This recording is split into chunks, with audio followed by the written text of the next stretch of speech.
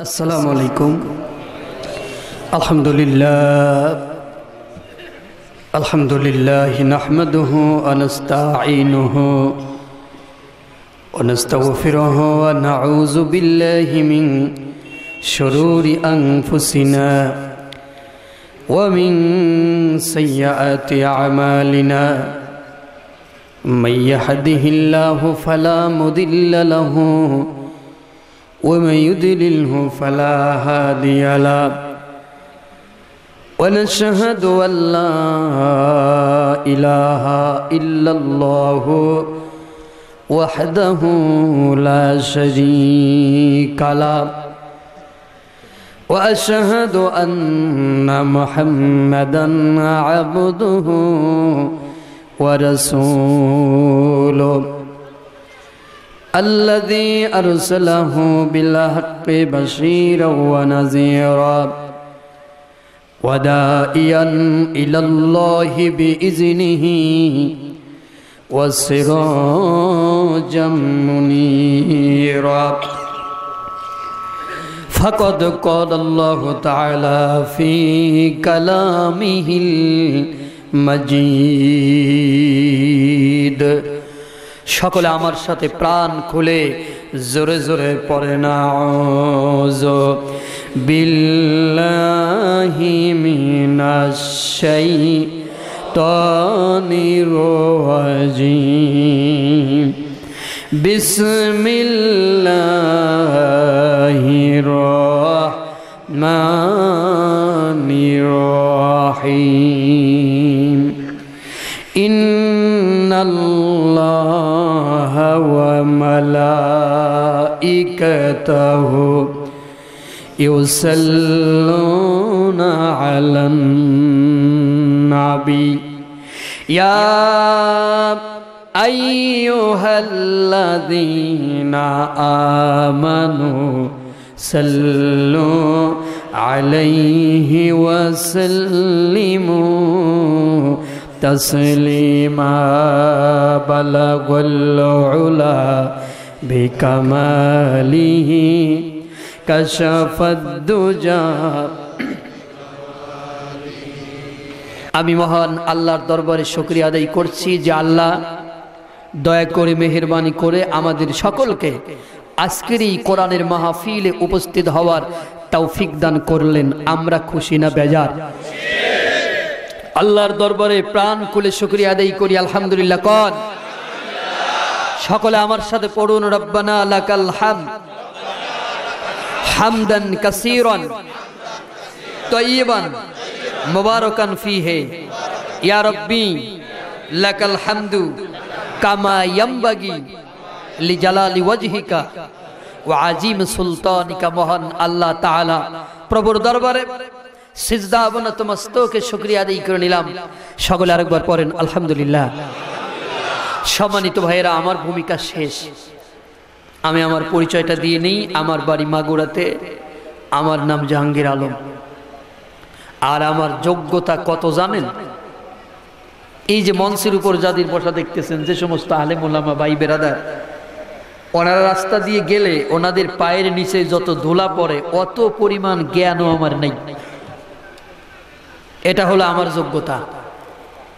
তবে আমি এটা বিশ্বাস করি যে আমার আল্লাহ, আমার মুনিব যদি তার বান্দাদের হেদায়েত করতে চান, এখন এই মুহূর্তে আমার মুখ থেকে এমন কিছু কথা বের করে দিতে পারেন যেই কথাগুলো আমাদের নাজাতের ফায়সালা হতে পারে।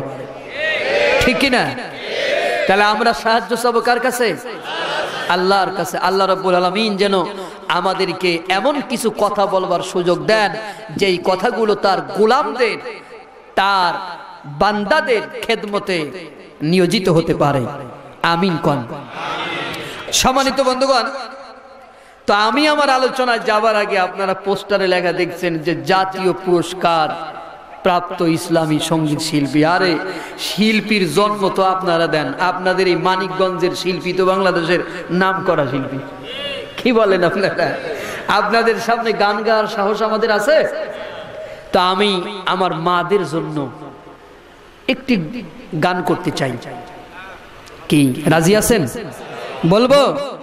মাগো তোমার মতো লয় না কেহ আমায় বুকে টানি আঁচল দিয়া মোছে না কে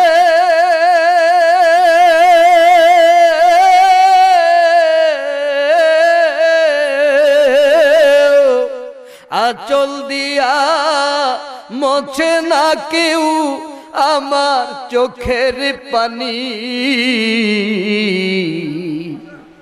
হায়রে মা জননী আমার বলেন হায়রে মা জননী মাগো তোমার মতো লয় না কেহ আমায় বুকে টানি আঁচল দিয়া মোছে না কে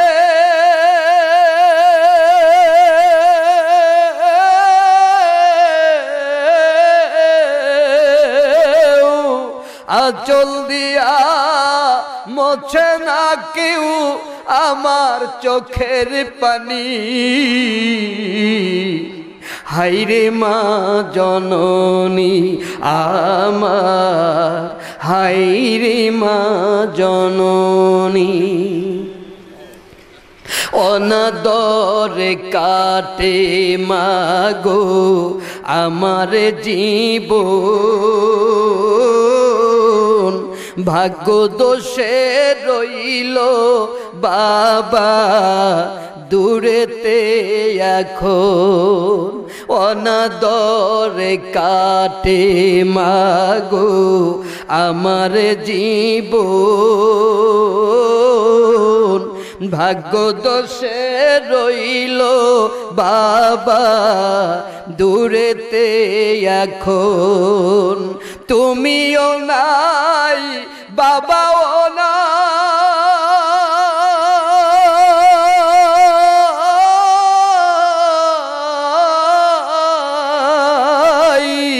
তুমিও নাই বাবাও নাই দুঃখিয়া মিয়া মনি হায়রে মা জননী আমার হায়রে মা জননী মাগো তোমার মতো লয় না কেহ আমায় বুকে টানি আঁচল দিয়া মোছে না কে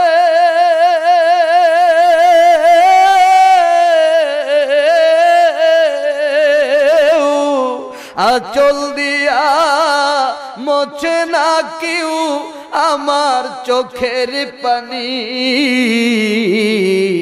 হায়রে মা জননী আমার হায়রে মা জননী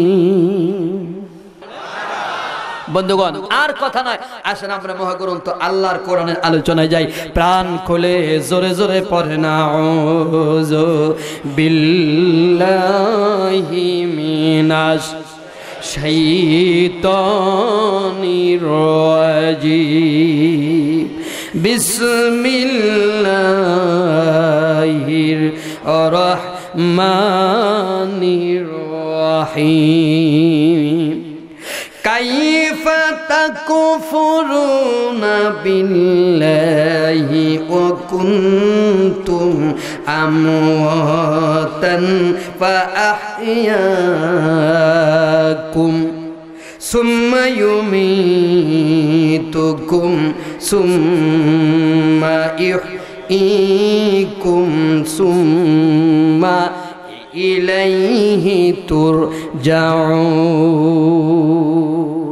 আমার সাথে পড়ুন সাদাকাল্লাহুল আযীম সম্মানিত ভাইরা আমি মহাগ্রন্থ আল কোরআনুল কারীমের 2 নম্বর সূরা সূরাতুল বাকারা 28 নম্বর আয়াত আপনাদের সামনে তেলাওয়াত করেছি আল্লাহ রাব্বুল আলামিন বলছেন কাইফা তাকফুরুনা বিল্লাহ how can you disbelieve in Allah আল্লাহরে কিভাবে অস্বীকার করো অথচ অকুনতুম আমওয়াত তোমরা ছিলে মৃত তোমাদের কোনো জীবন ছিল না আমি আল্লাহ তোমাদেরকে জীবন দিয়েছি, সুবহানাল্লাহ কবেন না?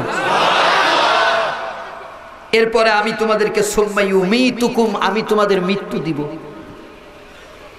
এরপরে সুম্মা ইউহয়ীকুম সুম্মা ইলাইহি তুরজাউন, এরপরে আমি তোমাদেরকে কবর থেকে পুনরায় আবার জীবিত করে উঠাবো, তোমরা সকলেই আমার কাছে ফিরে আসবে। বন্ধুগণ আমার, একটা ছোট বাচ্চা যখন ঘুড়ি উড়ায়, তখন ঘুড়ির সুতা যখন ছেড়ে দেয়, ঘুড়ি অনেক দূরে যায়, ঠিক না বলেন? তখন ঘুড়ি মাথায় ভাবে নাড়তে থাকে, কি বলে জানেন? তুই আমার আর ধরতে পারবি না। সন্ধ্যাকালে ঠিক ওই বালক যখন আবার সুতাকে গুছায় এক জায়গা করে, ঘুড়ি আবার হাতে চলে আসে, ঠিক কিনা বলেন? আমাদের আল্লাহ আমাদেরকে এইভাবে ছেড়ে দিয়েছেন। আমরা অনেকে চিন্তা করি, অনেকে বলি দুনিয়াটা মস্ত বড়, খাও দাও ফুর্তি করো, আগামীকাল বাঁচবো কিনা বলতে পারো? দুনিয়াটা খাও দাও ফুর্তি করো, এই জায়গা ফুর্তি করার জায়গা না, এ জায়গা আখেরাতের শস্য ক্ষেত। এখানে আমরা যা বপন করব আখেরাতে তাই পাবো, ঠিক কিনা বলেন?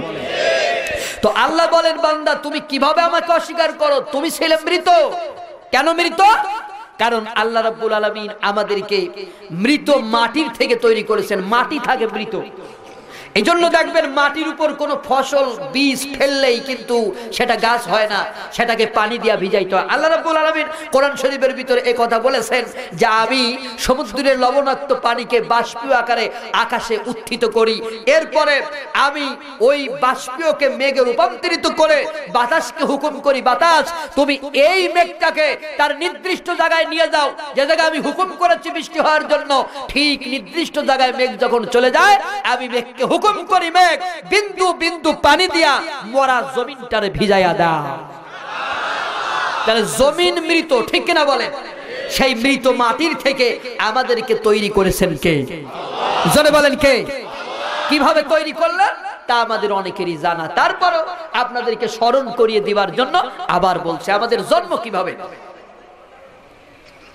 আল্লাহ রাব্বুল আলামিন পিতার পৃষ্ঠদেশ আর মায়ের বক্ষ পিঞ্জরে সবেগে নির্গত এক ফোঁটা পানিকে মায়ের গর্ভের ভিতরে নিয়ে এই পানিকে জমাট রক্ত মাংস পিণ্ডে পরিণত করলেন, ঠিক কিনা বলেন?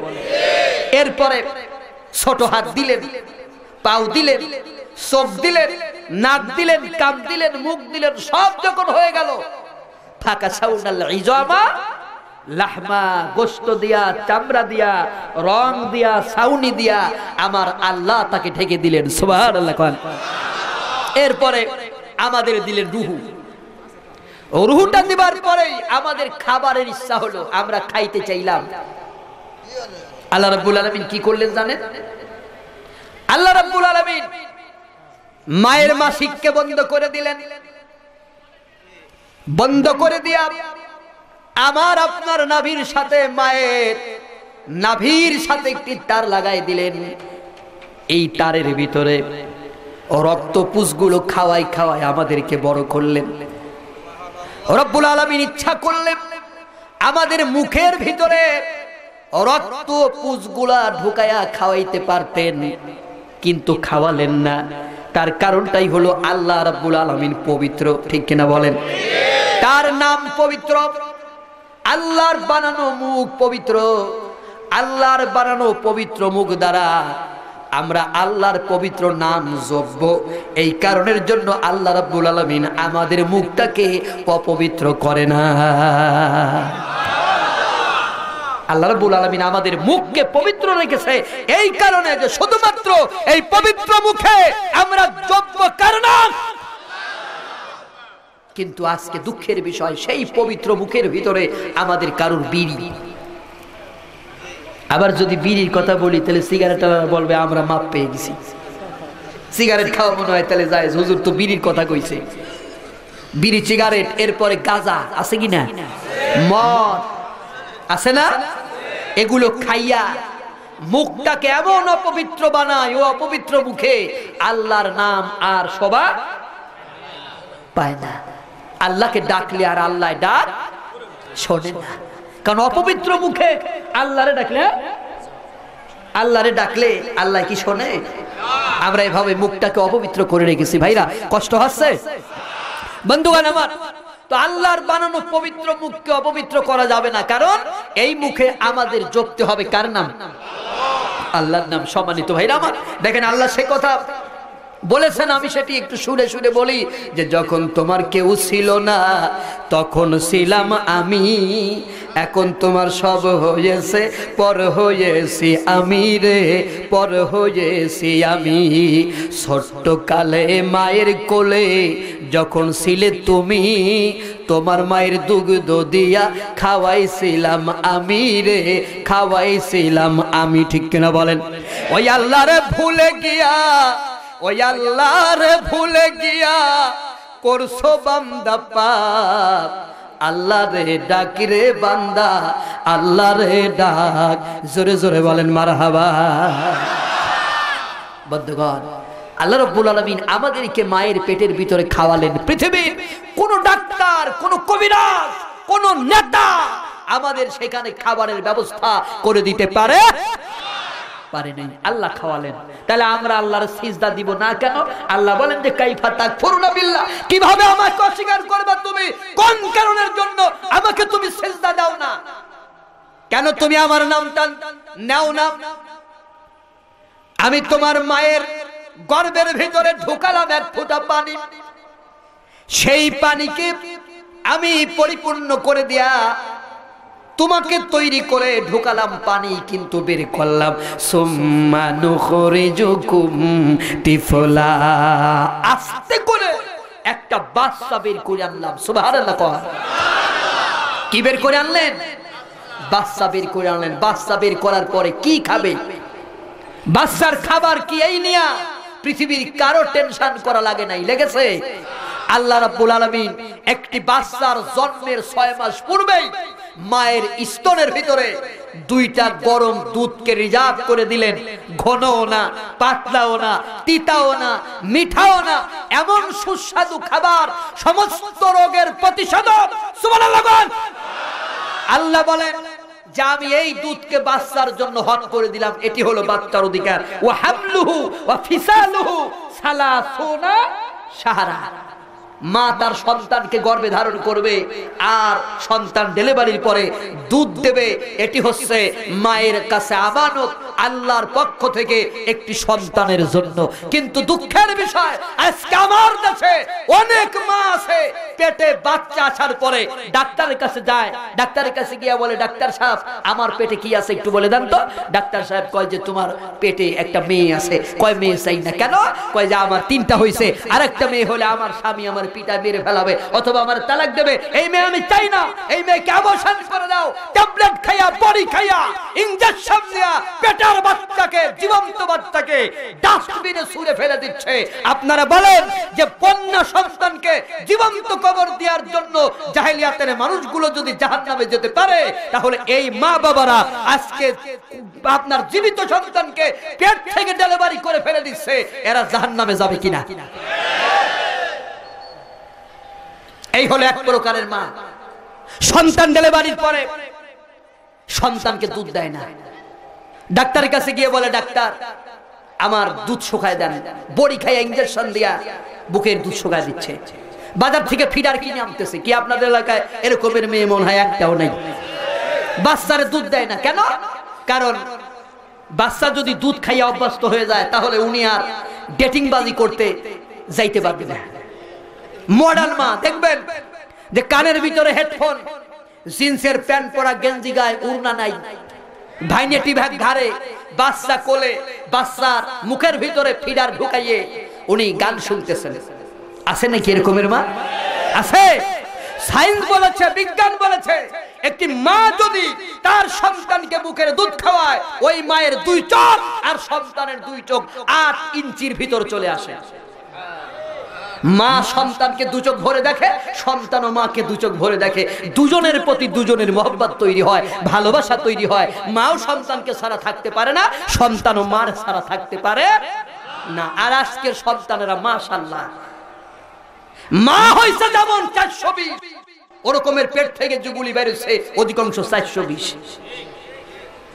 বুকের দুধ দেয় না, বুকের দুধগুলো শুকায় ফেলায়। আর ওই যে বাড়িতে টিভি আছে না, টিপে টিপে টিপে স্টার জলসা, পটল। আপনাদের এলাকা হয় নাকি? বোঝে না, সে বোঝে না।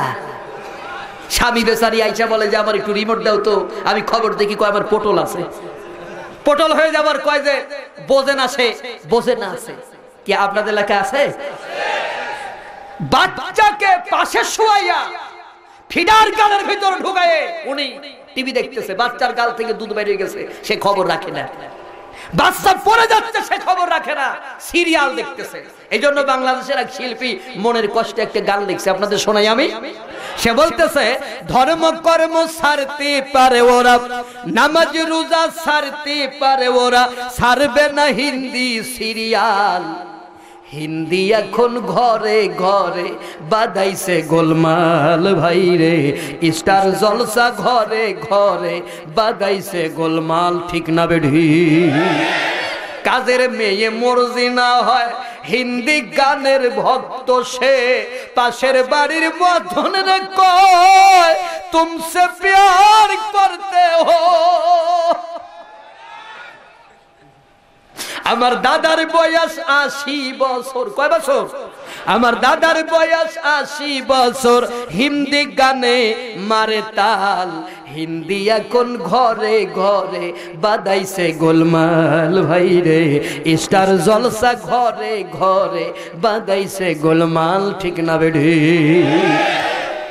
সম্মানিত বন্ধুগণ, আল্লাহ নবীর কাছে বলা হলো, ইয়া রাসূলুল্লাহ খেদমত করব। কার? নবীজি বললেন তোমার মায়ের। তারপরে কার? নবীজি বললেন তোমার মায়ের। তারপরে কার? নবীজি বললেন তোমার মায়ের। তারপরে কার? নবীজি বললেন তোমার বাবা। ঠিক কি না? মায়ের সম্মান কয় গুণ? আরে জোরে কর। আর বাবার সম্মান কয় গুণ? আমি যখন দাখিল নবম ক্লাসে পড়ি, এই হাদিস যখন জীবনের সর্বপ্রথম আমি পড়লাম, ছোট মানুষ, হাদিসের মানে বুঝি না, মনে মনে চিন্তা করলাম এটা তো হলো না। মেয়েদের সম্মান 3 গুণ, ছেলেদের সম্মান 1 গুণ, এটা মেনে নেওয়া যায় না। এটা পার্সিয়ালিটি হয়েছে। হাদিসের মানে বুঝতে পারলাম যখন আমি বিয়ে করলাম, আমার বউয়ের বাচ্চা হইল। এই বাচ্চার মা ঘুমায় না। আমি তাকে প্রশ্ন করি, ঘুমাও না কেন গভীর রাতে? বাচ্চার মা আমাকে যা বললো, আমার মাথার তার গরম হয়ে গেল। আমি অবাক হয়ে গেলাম, মনে হলো আমি ফ্রিজের মতো ঠান্ডা হয়ে যাচ্ছি। আমারে বলল, তুমি একটু তাকায় দেখো, 1 সপ্তাহের বাচ্চা আমার পাশে শোয়া। আমি তার গায়ের উপরে প্রচন্ড একটা লেপ দিয়েছি, ভারী লেপ। আমি ঘুমাইতে যাই, কিন্তু ঘুমের ঘরে আমি ফালাই উঠি। আমি মনে মনে চিন্তা করি, কোনো কারণে যদি আমার বাচ্চার নাকের উপরে এই লেপটা উঠে যায় আর আমার বাচ্চা যদি নিঃশ্বাস বন্ধ হয়ে মারা যায়, এই টেনশন আমার চোখের ভিতর ঘুম আসতেছে না। তখন আমি দাঁড়ায় পড়ে চিন্তা করি, এই কারণেই মায়ের সম্মান 3 গুণ। আরো জোরে কন।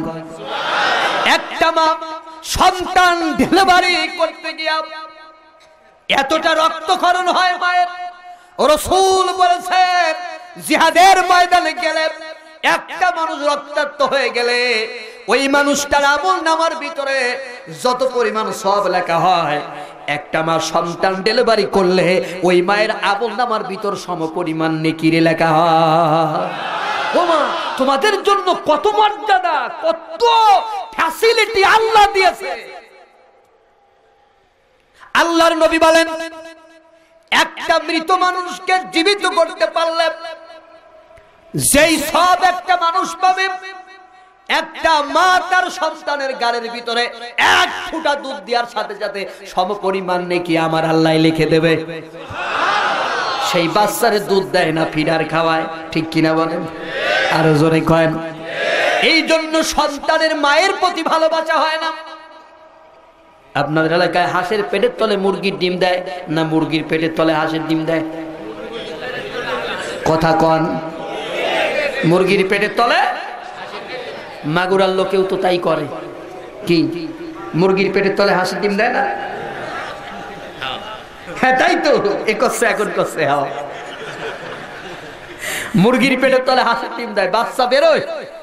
কথা কন না কেন? বাচ্চা বেরোয়। বেরোনোর পরে বাচ্চা কোন দিক যায় জানেন? পানির দিক। তখন মুরগিতে কি কয় তা জানেন?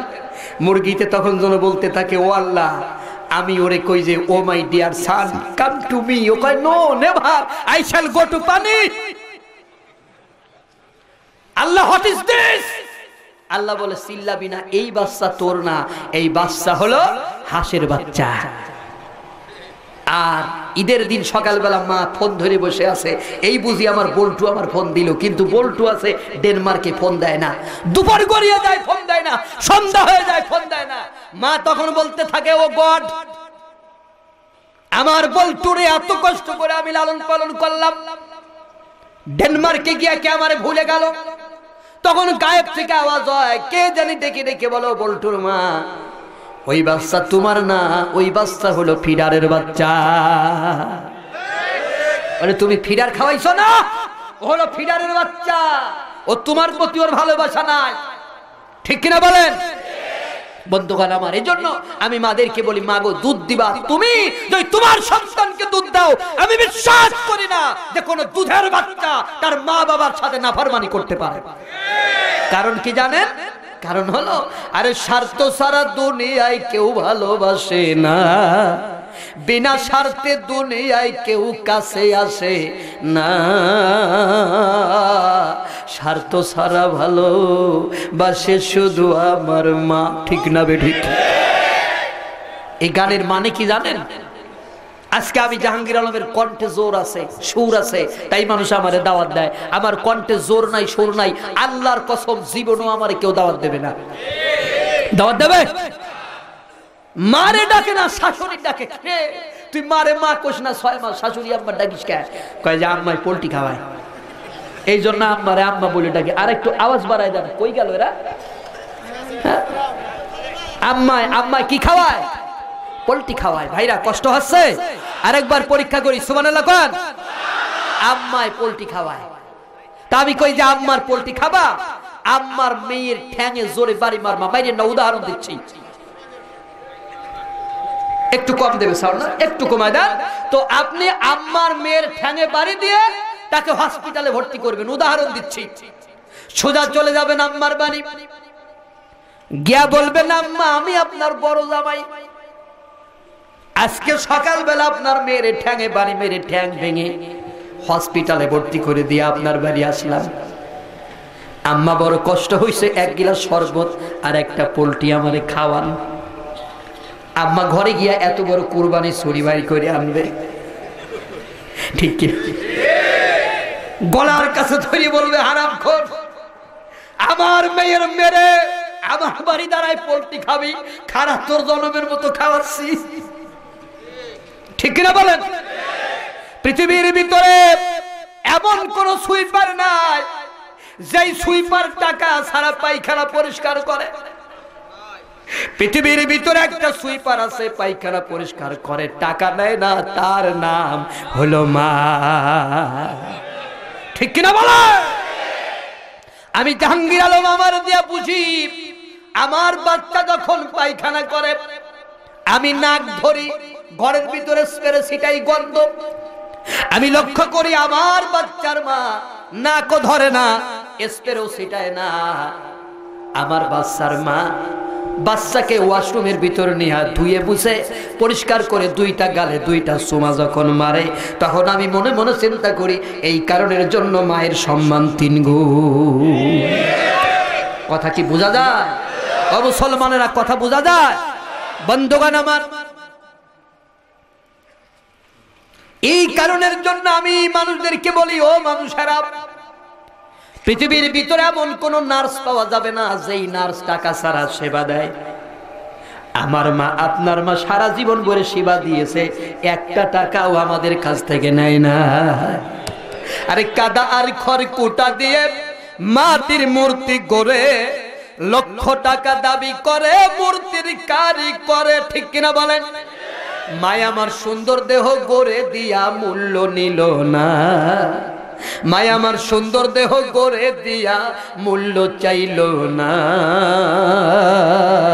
স্বার্থ ছাড়া ভালো বাসে শুধু আমার মা। ঠিক কিনা বলে? সম্মানিত ভাইরা আমার, মসজিদের ভিতর বসে আবু হুরায়রা কাঁদেন। নবী বলেন, আবু হুরায়রা কাঁদো কেন? আবু হুরায়রা বলে, ইয়া রাসূলুল্লাহ, আমার মা আমারে মেরেছে। নবী আমার ডেকে বলেন, আবু হুরায়রা, তুমি কি বেয়াদবি করলে? কোন কারণের জন্য তোমার মা তোমারে মারল? আবু হুরায়রা ডেকে বলে, ইয়া রাসূলুল্লাহ, হে আমার মায়ের কাছে আমি কোনো বেয়াদবি করি নাই। আমার মা মুশরিকা। আপনার দরবার থেকে আমার ফিরতে রাত হলো। আমি যখন বাড়িতে গেলাম, বাড়িতে যাওয়ার পরে আমার মামার জিজ্ঞাসা, আবু হুরায়রা এত রাতে কোথায় ছিল? আমি বললাম, মা, যেই মানুষটার কদম চুমলে আল্লাহর জান্নাতে যাওয়া যায়, ওই বিশ্ব নবীর দরবার থেকে আমার ফিরতে রাত হয়ে গেছে। আর জোরে কোন? আমার মা মুশরিকা। শুনতেছেন আপনারা? আপনার নাম শোনার সাথে সাথে খেপে গেল, আমার মারতে শুরু করলো। বলল, আবু হুরায়রা, হয় আমার বাড়ি ছাড়বে আর তা না হলে বিশ্ব নবীর দরবার ছেড়ে দিবি, কোনটা বেছে নিবা বলো? আবু হুরায়রা বলে, ওগো নবী, আমি আমার মাকে বলেছি, মা, তোমার গায়ের ভিতর যত শক্তি আছে তুমি আমারে পিটাও, আমি মার খাইতে খাইতে দুনিয়া ছেড়ে দিতে পারি, কিন্তু বিশ্ব নবীর কদম মোবারক ছেড়ে দিতে পারি না। ইয়া রাসূলুল্লাহ, আমি আমার মায়ের বাড়ি ছেড়ে আপনার দরবারে চলে এসেছি। সুবহানাল্লাহ। বন্ধুগণ আমার, হযরত আবু হুরায়রার কথা শুনে বিশ্ব নবী বলেন, আবু হুরায়রা, তোমার মা তোমাকে মেরেছে, আমি বিশ্ব নবীর কিছু করার নাই। সুবহানাল্লাহ কবেন না? মা মেরেছে, আমার কিচ্ছু করার নাই। রাসূল সারে শরিয়ত প্রণেতা, সেই নবী বলতেছে, মা মেরেছে, আমার কিচ্ছু করার নাই। মা যদি আমাদের বকে, মা যদি আমাদের দুই চারটে বেশি কথা বলে, আমরা এমন আচরণ করব না যে আচরণে মা কষ্ট পায়। রাজি আছে কিনা? আরো জোরে কোন? ভাইরা, মাইকের আওয়াজে কষ্ট হচ্ছে? মানে এই বেটারা এত মাইক বানছে, 30টা মাইক। আবু হুরায়রা বলে, ইয়া রাসূলুল্লাহ, আমি আপনার দরবারে মামলা করি না। ঠিক হইছে বা নবী, আমি আপনার দরবারে মামলা করছি না, আমি শুধু এটা বলতে চাচ্ছি যে আমার মায়ের জন্য আপনি একটু দোয়া করে দেন, আমার মাকে যেন আল্লাহ হেদায়েত করে দেন। নবীজি আবু হুরায়রার মায়ের জন্য হাত তুললেন। আবু হুরায়রা মসজিদ থেকে বেরোয় দৌড়াচ্ছে। এমন একজন মানুষ ছিলেন, তিনি জীবনে দৌড়াদৌড়ি, চিল্লাচিল্লি, মারামারি করতেন না। তিনি মসজিদ থেকে বেরোয় দৌড়াচ্ছে, সাহাবীরা জামা টেনে ধরেছে, আবু হুরায়রা দৌড়াও কেন, কই যাও? আবু হুরায়রা বলে, এ সাহাবীরা, আমারে ছেড়ে দাও, আমি চরম একটা পরীক্ষা দিতেছি, আমি দৌড়ায়া আমার মায়ের কাছে গিয়ে দেখতে চাই যে আমি দৌড়ায় আগে পৌঁছি না আমার নবীজির দোয়া মায়ের কাছে আগে যায়। আরো জোরে কর। আবু হুরায়রা বলেন, আমি দৌড়ায় আমার মায়ের কাছে গেলাম, আমি আস্তে করে ঘরের বাইরে থেকে মা বলে ডাক দিলাম। আমার মা বুড়ি মানুষ, ভিতর থেকে আওয়াজ করলো, আবু হুরায়রা দাঁড়াও, আসতেছি।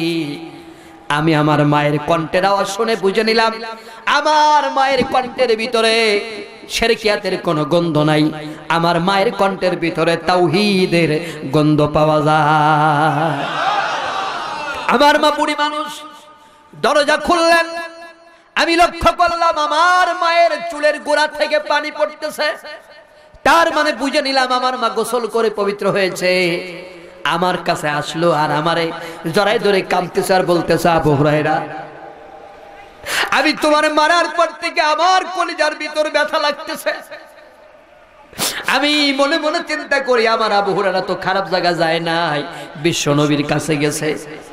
বাবা গো, তুমি আর দেরি করো না, আমার বিশ্ব নবীর কাছে নিয়ে যাও, আমি জনমের মতন কালিমা পড়তে চাই। হযরত আবু হুরায়রার মা বিশ্ব নবীর কাছে গেলেন আর কালিমাটা পড়ে নিলেন, লা ইলাহা ইল্লাল্লাহু মুহাম্মাদুর রাসূলুল্লাহ, লা ইলাহা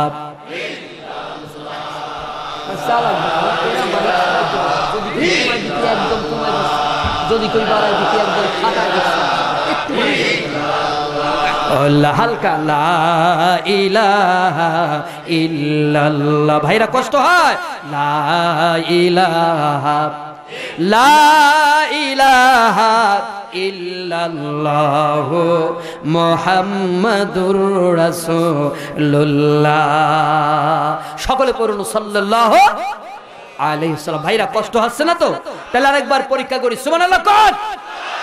বন্ধুগণ আমার, মায়ের খেদমত আমাদের করতে হবে। আমি এখানে আপনাদের জন্য বিনয়ের সাথে করজোরে মিনতি করি বন্ধুগণ আমার, যে মায়ের সম্মান 3 গুণ দিয়েছে, কারণ মা সন্তানের জন্য এত কষ্ট করে, পৃথিবীর কোন মানুষ সন্তানের জন্য এত কষ্ট করতে পারে? জোরে বলেন, পারে? পারে না। মা সন্তানকে যে কষ্ট করে লালন পালন করে, পৃথিবীর কোন মানুষ একটি সন্তানের জন্য এত কষ্ট করতে পারে? কি আপনাদের কি অসুবিধা হচ্ছে? মাইকে অসুবিধা হচ্ছে? বন্ধুগণ আমার, এই জন্য আমি আপনাদেরকে বলি যে মা বাবা বেঁচে আছে, পৃথিবীর ভিতর কোন নবী, কোন ওলিয়া উলিয়ার জন্য আল্লাহ স্পেশালি কোরআন শরীফে দোয়া নাজিল করে নাই, করেছে? কিন্তু দোয়া নাজিল করেছে কাদের জন্য? রব্বির হামহুমা কামা রব্বায়ানি সগীরা। এই দোয়া করতে হবে বন্ধুগণ আমার। মা বাবার জন্য আমাদের খেদমত করতে হবে। অনেকের আমরা দেখি যে মার খবর নেয় না, বাবার খবর নেয় না, শ্বশুর শাশুড়ি তার কাছে সব থেকে বেশি প্রিয়, ঠিক কিনা বলেন? বউ তার কাছে এমন হয়েছে যে বোর কাছে মায়ের পাত্তাই নাই, বাবার পাত্তাই নাই। বোর মুখ যদি একটু কালো দেখে তাহলে কি বলে জানেন? এরকমের ছেলে আপনাদের এলাকায় মনে হয় নাই। এই জন্য এই গল্প কি বলবো? বোর মুখ যদি একটু কালো দেখে তাহলে বলে, তুই আমার শীতের কাঁথা, রোদের ছাতা, দারুণ মশার মশারি, কার কথাই কইরাছ এত মন ভারী। বউকায় তোমার মা আমার বকছে। ছেলে বলল, বুড়া তোর বুড়ির নিয়ে বাইরে, আমার বাড়ি খাইতে পারবি না আমার বউকে কষ্ট দিয়া। এরকমের হদস সারা আপনাদের এলাকা আছে নাকি? ঈদের ছুটি পায়, ঈদের ছুটি পাইয়া মায়ের বাড়ি যায় না, শাশুড়ি বাড়ি। মা ফোন করে, বাবা কোথায়? ঈদের আগের দিন সকালবেলা, বাবা কোথায়? সন্তান কয় যে মা আমি তো গুলশানের জামে পড়ছি। শ্বশুর বাড়ি হলো গুলশানের জামে।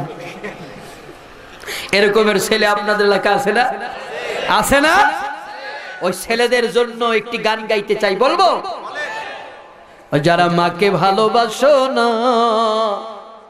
মাকে ভালোবাসো না, তারাই আমার গান শুনো না। যারা মাকে অবহেলা করো, যারা মাকে অবহেলা করো, মায়ের কষ্ট বোঝো না, তারাই আমার গান শুনো না, ঠিক না বেঠি?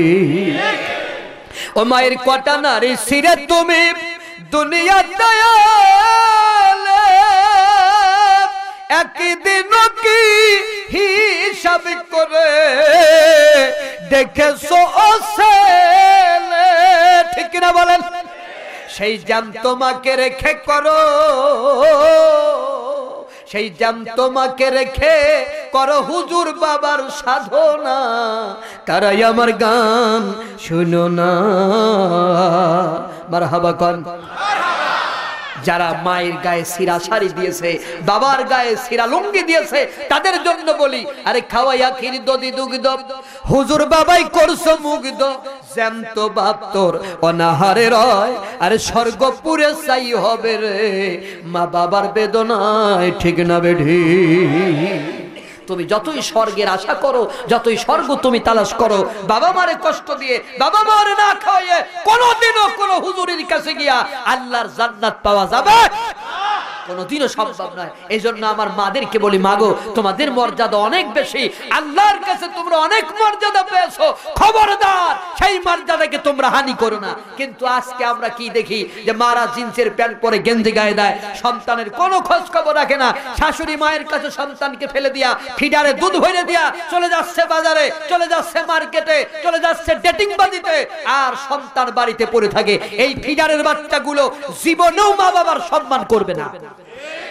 অনেকে চিন্তা করে যদি বাচ্চায় দুধ না পায় তাহলে কি করব, যদি দুধ না পায় সেটা হলো ভিন্ন কথা, যা খাওয়ান খাওয়ান, কিন্তু বুকের দুধ থাকবে সেই দুধ যদি না খাওয়ায়ে বাচ্চার হক নষ্ট করেন, আল্লাহর কসম আল্লাহ কোনোদিনও আপনার সন্তানকে দিয়ে আপনার খেদমত করাবে না।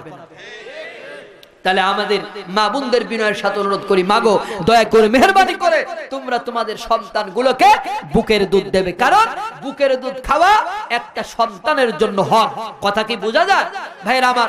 এরপরে আল্লাহ বলেন যে আমি সন্তানকে যখন দুনিয়াতে আনলাম কি খাবে, আমি মায়ের বুকের ভিতরে 2টা গরম দুধকে রিজার্ভ করে দিয়েছি। সুবহানাল্লাহ। তাহলে সেই আল্লাহকে আমরা কিভাবে অস্বীকার করব বলেন? সম্মানিত বন্ধুগণ আমার, এরপরে একটা মানুষের ভাষা ছিল না, ভাষা ছিল কান্না। আল্লাহ যখন আমাদেরকে মায়ের গর্ভ থেকে বের করেছেন, ওয়াল্লাহু আখরাজাকুম মিন বুতুনি উম্মাহাতিকুম লা তা'লামুনা শাইয়া। মানুষ যখন তার মার গর্ভ থেকে বের হয় তখন তার কিছু জানা ছিল না, তখন তার ভাষা ছিল কান্না। এ কথা করছে কে? আল্লাহ। আরো জোরে বলেন, কে করছে? আল্লাহ বলতে তার কোনো ভাষা ছিল না, ভাষা ছিল কান্না। আজকে আমরা এত কথা বলি, বাংলায় কথা বলি, ইংরেজিতে কথা বলি, এই কথা আমাদেরকে দান করেছে কে? তাহলে আমরা সিজদা দিব কাকে? আমরা ইবাদত করব কাকে? আল্লাহ রাব্বুল আলামিন বলেন এইভাবে আমি একটা মানুষকে আস্তে আস্তে করে তিল তিল করে বড় করি, এরপরে তাকে যৌবন দেই, এরপর তার একটি সংসার হয়, সে বিয়ে করে, তার একটি ঘর সংসার হয়, সে বাবা হয়, এরপরে একদিন আমি তার কাছে আমার আজরাইল পাঠাই। ঠিক কিনা বলেন? আজরাইল যাবার পরে মানুষের জিন্দেগি হলো 3টা। কয়টা? একটা হলো দুনিয়ার জিন্দেগি, এরপরে যখন আজরাইল আসবে, আজরাইল আসার পরে তার আরেকটি জিন্দেগি শুরু হবে, সেই জিন্দেগির নাম হলো ইয়াউমুল বারজাখ। বারজাখ মানে দুইয়ের মাঝামাঝি স্থান, অন্তরায়, পর্দা আড়াল হয়ে যাওয়া, ঢেকে দেওয়া, আচ্ছাদিত হয়ে যাওয়া। আমরা এপারে দুনিয়া আর ওই পারে আখিরাত, বিশাল একটি জিন্দেগি আমাদের, এই জিন্দেগির নাম হলো বারজাখ। ঠিক কিনা বলেন? এই জিন্দেগির ভিতরে আমাদেরকে 3টা প্রশ্ন করা হবে। কয়টা? 1 নাম্বার প্রশ্ন হলো, বান্দা কোন চাকরি করছিলা, সরকারি না বেসরকারি? কি বলেন আপনারা? করবে না? 2 নাম্বার হলো, বান্দা কোন দল করছিলা, বলবে? 1 নাম্বার প্রশ্ন হলো মার রব্বুকা, তোমার রবকে। 2 নাম্বার প্রশ্ন হলো অমান নাবিউকা ওমা দীনুকা, তোমার দিন কি? আর 3 নাম্বার হলো অমান নাবিউকা, তোমার নবীকে। 3টা প্রশ্ন করা হবে। এই 3টা প্রশ্নের জবাব তারা দিতে পারবে না যারা জীবনেও আল্লাহকে রব বলে মানে নাই। এরা জীবনেও এই প্রশ্নের জবাব দিতে পারবে? কথা বলেন না কেন? পারবে? পারবে না। তারপরে আমার দিনুকা, তোমার দিন কি, আপনার দিন কি? কিন্তু আপনি ইসলামের জীবন বিধান মানেন নাই, তাহলে আপনি কি করে বলবেন আমার দিন ইসলাম? আপনি তো এটা বলতে পারবেন না। তারপরে আমার নবীকে, তোমার নবীকে, আপনি তো নবীকেই মানেন নাই। নবীকে যদি মেনে থাকেন, আমি এই আলোচনাটা আপনাদের বুঝাবো, ধৈর্য ধরেন, দেখেন যে আপনাদের কাছে মনে হবে আমরা রবকে রব মানি নাই, আমরা দিন মানি নাই, আমরা নবীকে মানি নাই। কিন্তু সাধারণ কথায় আপনি রব মানেন, মানি, আপনি দিন মানেন, মানি, আপনি নবী মানেন, মানি। কিন্তু আলোচনায় যখন চলে যাব তখন দেখবেন যে আমি সহ আপনারা কেউ রব, দিন এবং আল্লাহ রসুলকে আমরা মানি না। কি আলোচনা চলবে? তো চলবে। তাহলে 1 নাম্বার প্রশ্ন হলো যে মার রব্বুকা, তোমার রবকে। রব আল্লাহ, সে কথা আল্লাহ বলতেছেন আলহামদুলিল্লাহি রব্বিল আলামিন, গোটা বিশ্ব ব্রহ্মাণ্ড রব আল্লাহ। আল্লাহ শুধু আমাদের রব নন, আলাম মানে হলো জগৎ, কত জগৎ, সৌর জগৎ, উদ্ভিদ জগৎ, তারপরে আপনার এরকম যত জগৎ আছে সমস্ত জগতের মালিক কে? জোরে কর না কে? আল্লাহ। বন্ধুগণ আমার, রব লালন পালনকারী, আমাদেরকে লালন পালন করেন আল্লাহ। ঠিক কিনা বলেন? তো লালন পালন করেন আমাদের জীবন চলার জন্য সকল কিছু যে প্রয়োজনীয় জিনিস সেটি আমাদের রব দিয়েছে, এটা আমাদের তাকে রব বলে মানতে হবে। 1 নাম্বার। ঠিক কিনা? 2 নাম্বার হলো আমার দিনুকা, তোমার দিন কি? দিনুনা ইসলাম, আমার দিন হলো ইসলাম। ইসলামের আমরা কি মানি বলেন? ইসলাম যদি এটি বলতে হয় তাহলে আমাদের কি ইসলাম পালন করে দেখিয়ে দিতে হবে, তাহলে আমরা কেবল কবরের ভিতর গেলেই বলতে পারবো যে আমাদের দিন হচ্ছে ইসলাম। সম্মানিত বন্ধুগণ, আমাদের সমাজে অনেকে নামাজ পড়ে না, তার কাছে কি ইসলাম আছে? বলেন আছে? রমজান মাসে রোজা না রেখে খেয়ে বেড়াচ্ছে, তার কাছে ইসলাম আছে? আমাদের সমাজে এক শ্রেণীর লোক, তারা কোরআন পড়া জানে না। কোরআন পড়া না জানলে সে ইসলাম কি করে পালন করে? এ কথা বলার কায়দা নেই আমাদের। সমাজের ভিতরে নামাজ পড়ে দেখবেন 80% লোক আলহামদুলিল্লাহ রাব্বিল আলামিন ইউয়াসকুসু ফি সুদুরিন নাস। বলেন তো ভাইজানেরা, একটু আগায় বসেন আপনারা, তাহলে আমি সাপোর্ট পাবো। আপনারা বলেন আমি যা বলছি ঠিক কিনা বলেন। তারপরে দেখবেন যে আলাম তারা কাফি ফালা রাব্বুকা বিয়াসআবিল ফিল। হইছে নাকি বলা? কিন্তু শুনতে তো ভালো শোনা গেছে। কি বলেন ভাইরা? আন্তর্জাতিক কারীদের মতো টান হইছে না? তো এরকমের কোরআন পড়ার মানুষ আমাদের সমাজে আছে? কথা কন আছে? কয় পার্সেন্ট? 100 জন মুসল্লি হলে তার 95% এরকমের পড়া। মাথায় টুপি, মুখে দাড়ি, বড় পাঞ্জাবি, কোরা লাঠি, বাস বিশাল হুজুর এসে নামাজে দাঁড়াইছে আলহামদুলিল্লাহ রাব্বিল আলামিন। জীবনেও কোন হুজুরের কাছে শুনবে না আলহামদু হবে না, আলহামদু হবে, কুলহু হবে না, কলহু হবে বলবে না। তারপরে আলাম তারা কাফি ফেলা হবে না, কাইফা ফেলা হবে, কোন ইমামের কাছে গিয়া জীবনও শুনবে না। ইউয়াস কসু হবে না, ভিসু হবে, কোন ইমামের কাছে শুনবে না। আরো বরঞ্চ পারলে ইমামের দুইটা বেশি কথা বলবে। ঠিক না বলেন? ইমাম যদি একটু খাইয়া দেয়া মোটা হয়, ওই হারামখোর মসজিদের ভিতর ঢুকে বলবে, কি হুজুর বুড়ি একটু মোটা মোটা লাগতেছে যে, কারবারি খালেন, গোশতের দাম হিসাব করে খাইয়ে। যদি আমার মতো চিকন হয় তাহলে বলবে, কিরে তোর বংশের ভিতর গোশ খাওয়া খাই আছে যে তোর গায়ে লাগবে। যদি হুজুর একটু বড় পাঞ্জাবি গায়ে দেয় তাহলে বলবে যে তোমরা যেভাবে কাপড়ের দাম বাড়াচ্ছ, বড় পাঞ্জাবি গায়ে দিয়া মরার সময় কাপড়ের কাপু আমাদের গায়ে হবে না। যদি খাটো পাঞ্জাবি গায়ে দেয় তাহলে বলবে টেডি মৌলবি তোদের পাশে নামাজ হবে না, বলে কি না? হুজুর যদি একটু জোরে হাঁটে তাহলে বলবে খারা তোর বাপদের খবর দিচ্ছি, তোর জুদ বেরিয়ে গেছে। আবার যদি আস্তে হাঁটে তাহলে বলবে আর কত মাইর খাবা, বলে কি বলে না? কথা কন না কেন? এই আলেমুল আমাদের ইনসাল্ট করে, কিন্তু তারা নিজেদের ভুলগুলো শুধরানোর জন্য কোনোদিনও চেষ্টা করে না। ঠিক কিনা বলেন? ছেলেরে ইংরেজি পড়ায় 500 টাকা, অঙ্ক করায় 500 টাকা, আর কোরআন পড়ায় মাসে 30 টাকা, 8 মাস বাকি। ভুল কই না ঠিক কই? যদি মাওলানারা একটু টাকা চাইতে যায় তাহলে বলবে যে এত টাকা টাকা করো কেন, টাকা নিয়ে কি কবরে যাবা? ফাজিলের গোষ্ঠী তোদের মৌলবীদের এই জন্য দেখতে পারি না। আর ওই যে গান শেখে সা রে গা মা পা ধা নি সা, মাসে 2000। কয় হাজার? আর কোরআন পড়ে ওয়াল্লাযু ওয়াদআহা লিল আনাম ফিহা ফাকিহাতু ওয়ান নাখলু যাতুল আকমাম ওয়াল হাব্বু যুল আসফি ওয়ার রাইহান ফাবিআই আলাই রাব্বিকুমা তুকাযযিবান। আর জোরে কোন বলেন? এর দাম হলো 30 টাকা, 8 মাস বাকি। আর সারে গামা 2000 টাকা, 1 মাসও বাকি না। এই হারামখোরেরা আল্লাহর নিয়ামত চাই কি করে? এদের জুতা দিয়ে পিটানো দরকার না? আমার কাছে মনে হয় যে আল্লাহ মনে হয় জুতা দিয়ে পিটাইলে কোন সময় হারামখোরদের আছে। কিসের ইসলাম? কে পালন করে ইসলাম? তারা ডাকি আনেন আমার কাছে। সমাজে তো দেখি সুদখোর, ঘুষখোর, দুর্নীতিবাদী বেশি। ঠিক কিনা বলা? মরার সময় এদের বুকের উপর হাত দিয়ে আমার মতন এক মৌলবি গিয়া বলবে বিসমিল্লাহি আলা বিল্লাতি রাসূলুল্লাহ। এরা আল্লাহ এবং রাসূলের মিল্লাতের উপরে গেলা। কি জন্য আপনি বলবেন সারা জীবন ধরে নামাজ পড়ে নাই? এই বেনামাজির বুকের উপর হাত দিয়ে এটা বলা জায়েজ না। কারণ যে বেনামাজি সেই বেনামাজি হলো সে কারুনা ওয়া ফিরাউনা ওয়া হামানা উবাই ইবনে খলফ। একটা বেনামাজি কারুন, ফিরাউন, হামান, উবাই ইবনে খলফের দলের লোক। এটা রাসূল বলতেছে। কে বলতেছে? থাকানা ইয়াউমাল কিয়ামতি, ওই লোকগুলো কিয়ামতের মাঠে থাকবে। কোন লোকগুলো?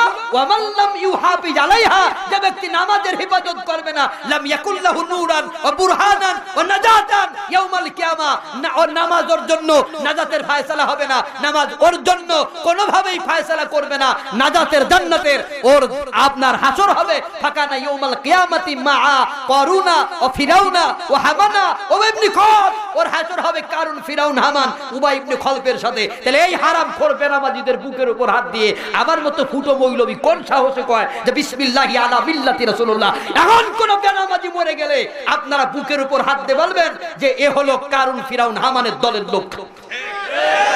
এইভাবে শুরু করে দেন, দেখবেন কোন বেনামাজির সাহস হবে না আর নামাজ না পড়ে থাকা। এটা বেনামাজি শাস্তি প্রাপ্ত আসামি, আসামি না? ইমাম আবু হানিফা রাহমাতুল্লাহ আলাইহির বক্তব্য অনুযায়ী আমাদের 4 ইমামের 3 ইমামই ঘোষণা দিয়েছে যাদেরকে কতল করে ফেলে দাও। আর ইমাম আবু হানিফা বলেছে না, ওদেরকে আটকায় রেখে প্রতি ওয়াক্তের জন্য 5টা করে বাড়ি মারো। এই বেনামাজিগুলো হলো শাস্তিযোগ্য অপরাধী। আমার তো মনে হয় যে এদের জানাজা দিয়েও কোনো কাজ নাই, কিন্তু ওদের বুকের উপর হাত দিয়ে আমরা বলি বিসমিল্লাহি আলা মিল্লাতি রাসূলুল্লাহ, আবার বাড়ির উপর গিয়া সুর ধরে ধরে কোরআন শরীফ 40 খতম দিয়া পড়ি, 1 পয়সার কাম হবে না। অনেকে বলবে, এখন বলবে তাহলে আপনারা কি জন্য পড়েন? তোর বাপের কোনো কাম হোক আর না হোক, আমি মৌলবীর 2 কাম নগদে হবে। 1 নাম্বার কাম হলো তোর আব্বার বাড়ি, তোর আব্বা যখন মরে যাবে, তুই যখন তোর আব্বার জন্য আমাদেরকে খতম পড়াবি, তখন তোর আব্বার বাড়িতে বৈশা 1 ওয়াক্ত খাবার খাইতে পারবো। 2 নাম্বার আমার পকেটে কিছু টাকা যাবে, তোর বাপের কল্যাণ হোক আর না হোক। ঠিক কিনা বলেন? এই জন্য খবরদার কোন বেনামাজি এই সাহস না করে যে নামাজ না পড়লে আমরা জান্নাতে যাব। কোন বেনামাজি আল্লাহর জান্নাতে যেতে পারবে? সম্মানিত বন্ধুগণ, মেয়েদেরকে বলি, মেয়েরা তোমাদের সাহস কেমন যে তোমরা আজকে ব্যাপার না? আর সাহস হবে না কার? বাংলাদেশের এক ফুটো মৌলবী, সে মৌলবী ওয়াজ করেছে, ইয়া মারিয়াম কুম, লক্ষ লক্ষ কোটি কোটি মরিয়ামেরা কিয়ামতে উঠে যাবে। আল্লাহ ডেকে বলবে, রে মারিয়ামেরা, আমি তো তোদের ডাকি না, ঈসার মা মরিয়ামের গান। ওরা বলবে, আল্লাহ তুমি ইয়া মারিয়াম কুম কইছো তাই উঠে গেছে। আল্লাহ ডেকে বলবে, রে মারিয়ামেরা, উঠে যখন গেছিস আমার নবীর মায়ের সাথে নাম রেখেছিস, যা যা তোদেরকে আমি জান্নাতে দিয়ে দিলাম। সুবহানাল্লাহ বলেন নাকি আপনারা? নাউজুবিল্লাহ, নাউজুবিল্লাহ কইছেন? যাক,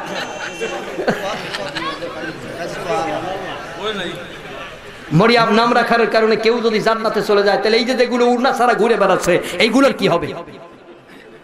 এরাও কি জান্নাতে যাবে? কথা কর না কেন? এই যে জিন্সের প্যান্ট পরে ঘুরে বেড়াচ্ছে, এরা আল্লাহর জান্নাতে যাবে? আর বাবারা কত বড় ননসেন্স! ইংরেজি পড়াইছে সারা জীবন মেয়েরে, অঙ্ক করাইছে সারা জীবন মেয়েরে, কোরআন পড়াই নাই। বিয়ের 1 সপ্তাহ আগে মৌলবী ভাড়া করছে, মৌলবী আইসা কেবল পড়াচ্ছে আলিফ বা তা সা জিম হা খা পড়াচ্ছে। এরপরে ছেলে পক্ষ আইছে, আসার পরে মাজনের নাম কি? সাকিনা। লেখাপড়া জানো? কয় হ্যাঁ আমি পাস করেছি। কোরআন পড়া জানো? কয় জানি। কয় খতম? 32 খতম। কি বলে না? কথা কর বলে না? মাজনের একটু পরে শোনাও, আলহামদুলিল্লাহি রাব্বিল আলামিন গায়রিল মাগদুবি আলাইহিম ওয়ালাদ-দাল্লিন। মাঝের খানিকার কয় নাই। ছেলের বাপ কয় যে, মাগো এত ভালো কোরআন পড়া আমার বাপের জীবনে শুনি নাই। আম্মা তোমার আমার পছন্দ হয়েছে, আমার ছেলের সাথে আগামী শুক্রবারে বিয়ে। চুল কেটে সামনে খাটো করছে, নখগুলো শগুনের মতো করছে বড়, আছে কিনা? জিন্সের প্যান্ট পরা, গেঞ্জি গায়ে। এই পুত্রবধূ ঘরে যখন নিয়ে গেলেন, ঘরে নিয়ে ছেলের বাবা মোসে তেল মাখায় ঘুরে বেড়াচ্ছে। আমার পুত্রবধূর পেট থেকে খাজা মঈনুদ্দিন চিশতি রহমাতুল্লাহ আলাইহির মতো আল্লাহর ওলি হবে। আমি কই, চাচা জিন্স পরা পুত্রবধূর পেট থেকে খাজা হবে, মঈনুদ্দিন হবে না, উনি কুষ্টিয়ার বিখ্যাত তিলি খাজা হবে। কারণ জিন্স পরা মেয়ের পেট থেকে কোনোদিনও কোনো কালেই আল্লাহর ওলি হয় নাই, আর কিয়ামতের আগেও আল্লাহর ওলি হবে। এই যে যারা আলেম উলামারা এখানে বসে আছে, এই যে আমি আল্লাহকে সাক্ষী রেখে বলছি, এই আলেম উলামাদের মাদেরকে খবর না, ইনাদের কোন মারাই জিন্সের প্যান্ট পরা মা না। এই যে ইনার খবর না, এই মানুষগুলোর মারা ওই সমাজের উত্তম চরিত্রের অধিকারী নয়। তা না হলে তার সন্তান আলেম হয় নাই, তার সন্তান হাফেজ হয় নাই, কারি হয় নাই, মুফতি হয় নাই, মুহাদ্দিস হয় নাই, বক্তা হয় নাই। কথাগুলো কি বোঝা যায়? কথাগুলো বোঝা যায়? তাহলে ইসলাম, আল্লাহ বলবেন যে তোমার দিন কি, ওমার দিনুকা, আর আপনি বলবেন দিনও না ইসলাম। সারা জীবন করে লেখাপড়া না করে ম্যাট্রিক পরীক্ষার হলে যাওয়া যায়? ঘুষ দিয়ে হয়তো যাওয়া যেতে পারে, কিন্তু কবরের প্রশ্নের জবাব দেওয়া যাবে। হযরতে খাদিজা কাঁদতেছে, নবীজি কয় খাদিজা কাঁদতে কয় ইয়া রাসূলুল্লাহ আমার ভয় হয়, আমি মারা যাব যে কোনো সময়। নবী রে আমার ভয় হলো আমি কবরের জবাব দিতে পারবো না, আমি ততক্ষণ পর্যন্ত আমার কান্না থামাবো না যতক্ষণ পর্যন্ত আপনি আমাকে ওয়াদা না দিবেন যে আপনি কবরের জবাব দিয়ে দেবেন। আল্লাহু আকবার কোন। খাদিজারা কি আমার ওয়াজ শুনতেছে? কথা কর না কেন, শুনতেছে? তারা কি আজকে আসে ওয়াজ শুনতেছে? তাহলে আমি ওই সমস্ত খাদিজাদের বলতে চাই, ও খাদিজারা, নবীর স্ত্রী খাদিজার যদি কবরের ভয় থাকে, আর তুমি জিন্সের প্যান্ট পরে গেঞ্জি গায়ে দিয়ে উড়না এক পাশে আছে আর এক পাশে নাই, ভাইনেটি ব্যাগ ঘাড়ে দিয়ে রাস্তা দিয়ে হাইতে বেরোচ্ছ, আমার ওই বলদ হুজুরির ওয়াজ শুনে যে ইয়া মেরিয়াম কুমার লক্ষ লক্ষ কোটি কোটি মরিয়ামেরা উঠে যাবে, কুষ্টিয়ার ভাষায় হবি না নে। কষ্ট হয়? আর একটু ওয়াজ করবো বন্ধুগণ। নবী বলেন খাদিজা কাঁদো না, আমি জবাব দিয়ে দেবো। আল্লাহু আকবার। খাদিজা ইন্তেকাল করলেন। কেমন খাদিজা ছিলেন? হযরত আয়েশা বলেন নবীরে বাজে বাজে খুঁজে পেতাম না, একবার খুঁজতে খুঁজতে মসজিদে নববীর ভিতরে নবীরে পালাম। আল্লাহর নবীজি দুইটা হাত তুলে আল্লাহর দরবারে ফরিয়াদ করে কাঁদতেছে, ইয়াউমা ইয়াফিরুল মারউ মিন আখিহি ওয়া উম্মিহি ওয়া আবি ওয়া সাহিবাতিহি ওয়া বানি। আল্লাহ কঠিন কিয়ামতের ময়দানে যেদিন কেউ কাউরে চিনবে না, ওই দিন আমি যেন আমার খাদিজারে খুঁজে পাই। আল্লাহু আকবার কোন। হযরত আয়েশা বলেন ইয়া রাসূলুল্লাহ 40 বছর বয়স্কা একজন বৃদ্ধা মহিলার বিয়ে করেছিলেন, 25 বছরের যুবক আপনি। নবী গো খাদিজা ইন্তেকালের পরে আমাদের মতো সুশ্রী স্ত্রী আপনি পেয়েছেন, তারপরেও খাদিজার জন্য এত কষ্ট কেন? নবী আমার আয়েশারে ধমক দিলেন, বললেন এরকম বেয়াদবিপূর্ণ কোনো কথা বলবা না, কারণ তোমরা হলে আমার সুখের দিনের সাথী আর আমার খাদিজা হলো আমার দুঃখের দিনের সাথী। হযরত আয়েশা বলেন ইয়া রাসূলুল্লাহ খাদিজা সম্পর্কে 2-4টা কথা আমাদের শোনান। নবী আমার ডেকে বলেন আয়েশা রে, আমি যখন ওই মরুভূমির ভিতরে দ্বীনের দাওয়াত দিতে যেতাম, আমি খাদিজার ঘরের দরজায় এসে গভীর রাতে একবার খাদিজা বলে ডাক দিতাম, আমার খাদিজার ঘরের দরজাটা খুলে যেত। আমি খাদিজারে ডেকে বলতাম, ও খাদিজা তোমার কি চোখে ঘুম নাই? তুমি বড় লোকের মেয়ে, দোতলার উপর তুমি ঘুমাইতা, তোমার লেপ তোশকের অভাব ছিল না। আমি নবীর বাড়িতে যে একটু শুকনো পাটির উপর কি তোমার ঘুম আসে না? খাদিজা কেঁদে দিয়ে বলতেন ইয়া রাসূলুল্লাহ ওই কারণে নয়, আপনি আমার স্বামী, আপনি মরুভূমির ভিতরে যখন দ্বীনের দাওয়াত দিতে যান, নবী গো আমার মনের ভিতর ভয় হয় কাফির বেঈমানরা আপনারে ধরে মারবে, আপনি দৌড় শুরু করবেন আর খাদিজা খাদিজা বলে চিৎকার দেবেন। আমি খাদিজা ঘুমায় থাকবো, আমি জাগতে পারবো না। আমার ঘরের সামনে যদি কাফির বেঈমানেরা আপনারে মারে, নবী গো এই টেনশন আমার ঘুম হয় না। আমি সারা রাত ওই দরজার কিনারায় দাঁড়ায় থাকি।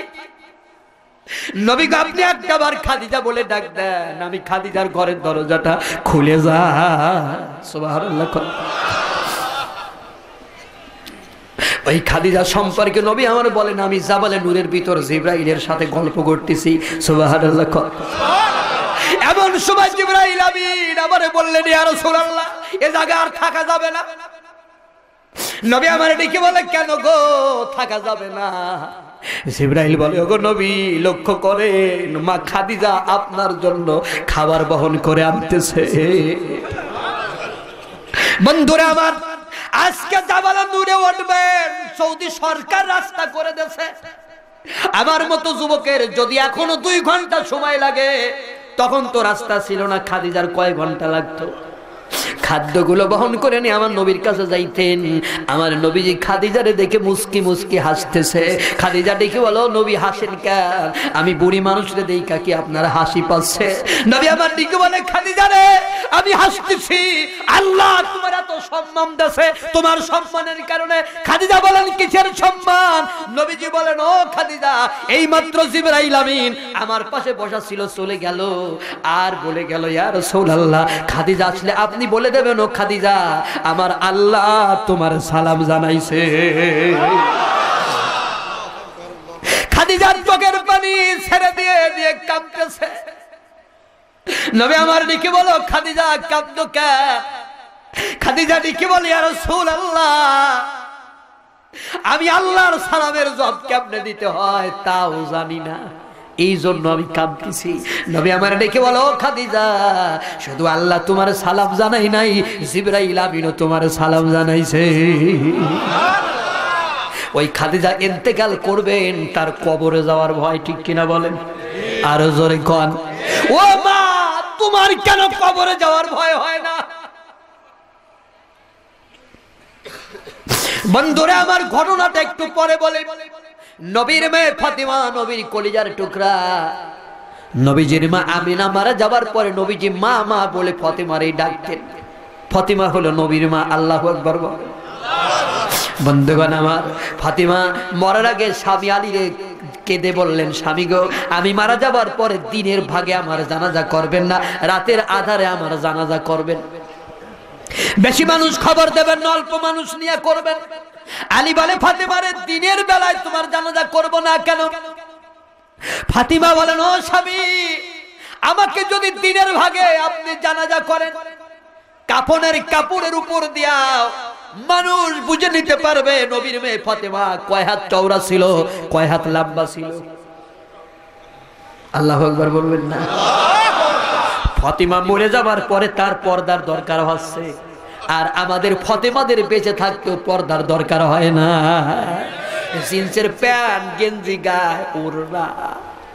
আমি ফাতিমার বাপরে বলি, ও ফাতিমার বাপ, এই রকমের মেয়ে যদি তোমার ঘরে জন্ম নেয়, যারা তুমি জিন্সের প্যান্ট পরাও, তোমার এই মেয়ের একটা মেয়ে তোমার জাহান্নামে নিয়ে যাওয়ার জন্য যথেষ্ট শয়তান লাগবে না? কষ্ট হচ্ছে নাকি? আর একটু ওয়াজ করব, তাহলে আরেকবার পরীক্ষা করি। সুবহানাল্লাহ কোন।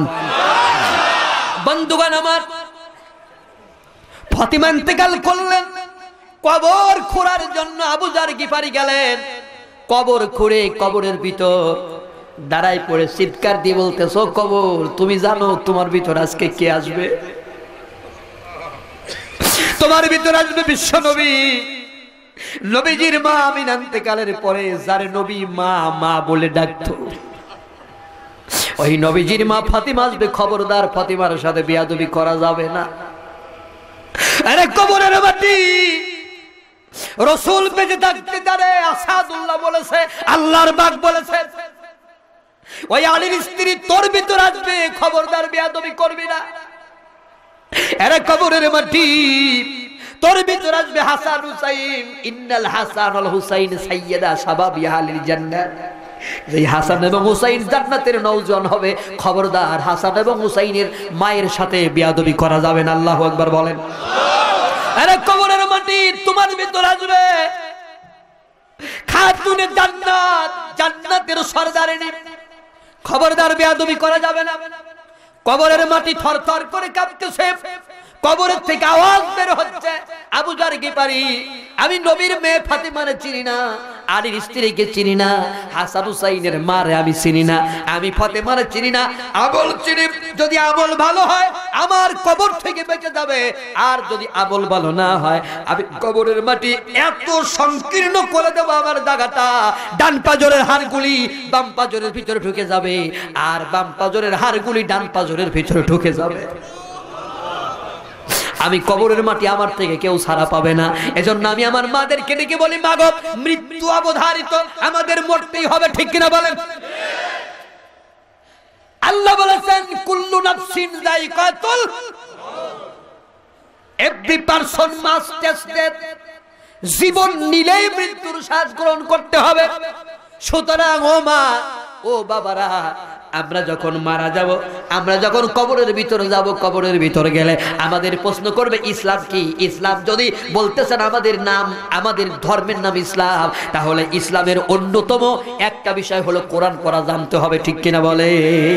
কিন্তু আজকে আমাদের সমাজের মেয়েরা, আমাদের সমাজের ছেলেরা কোরআন পড়া জানে না, তারা ইসলাম পালন করবে কিভাবে বলেন?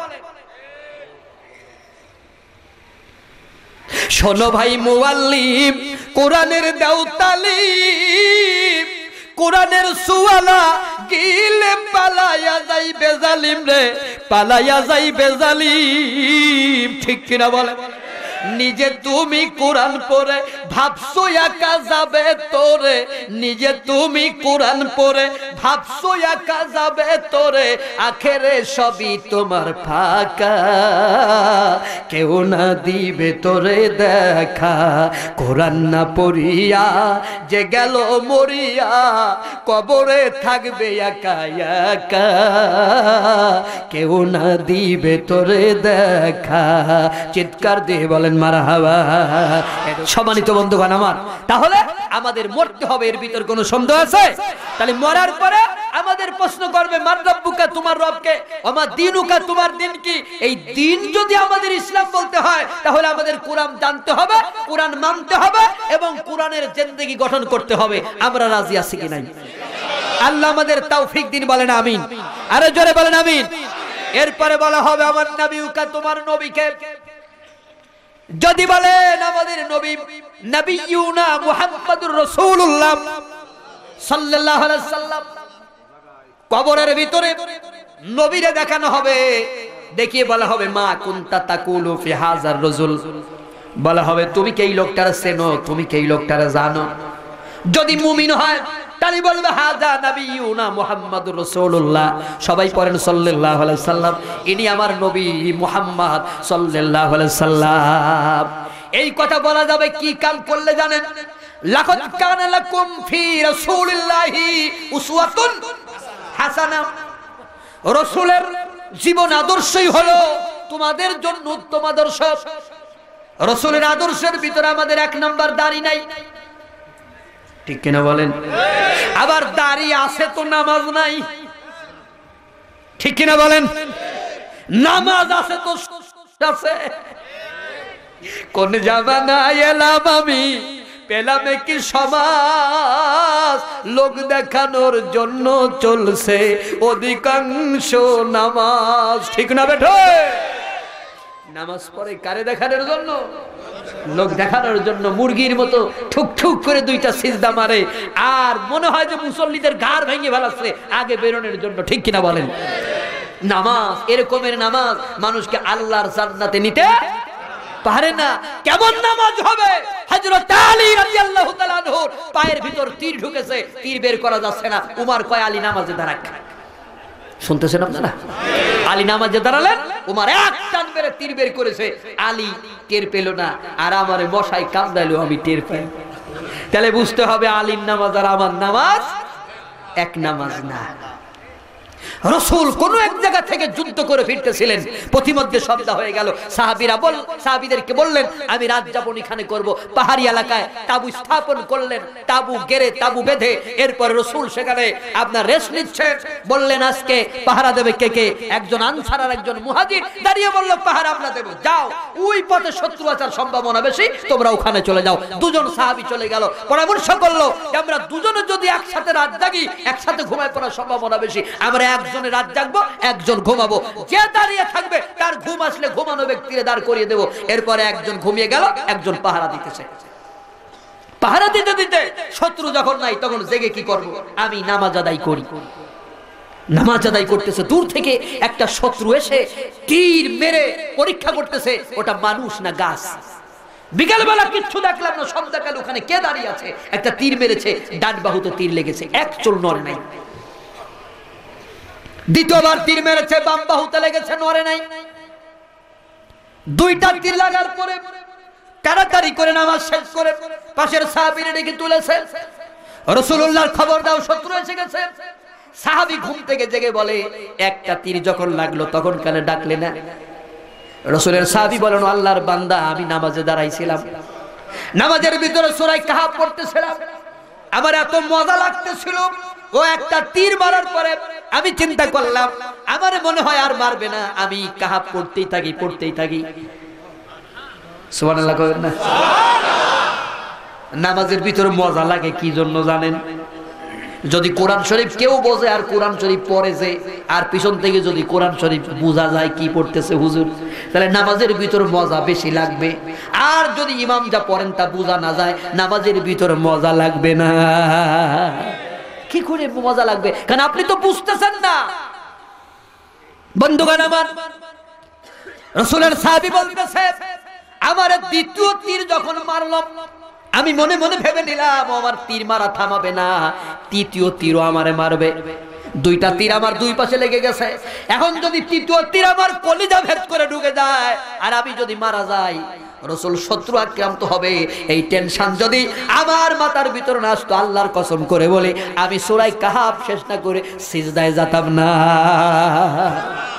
নামাজ কারে বলে? নামাজ namaz is hot connection, namaz is hot line between me and my Allah who is open all the time. সুবহানাল্লাহ। সম্মানিত বন্ধুগণ, নামাজ হট কানেকশন, হট লাইন, আল্লাহর সাথে বান্দার যোগাযোগের অন্যতম মাধ্যম হলো নামাজ। নামাজ ছাড়া আল্লাহর সাথে যোগাযোগ করা যায় না। সম্মানিত বন্ধুগণ আমার, কিভাবে আপনি সম্ভব? নবীর উম্মত আপনি হয়েছেন, আপনার নামাজ নেই, ঠিক কিনা বলেন? কিভাবে আপনি বলবেন নবীজির জীবনে শেষ কথাই ছিল, হে আমার উম্মতেরা, নামাজ নামাজ নামাজ ছেড়ে দিও না। হযরত আয়েশা বলেছেন, ইয়া রাসূলুল্লাহ, কঠিন কিয়ামতের দিন লক্ষ লক্ষ কোটি কোটি মানুষের ভিতরে আপনার উম্মত আপনি বেছে নেবেন কোন কায়দায়?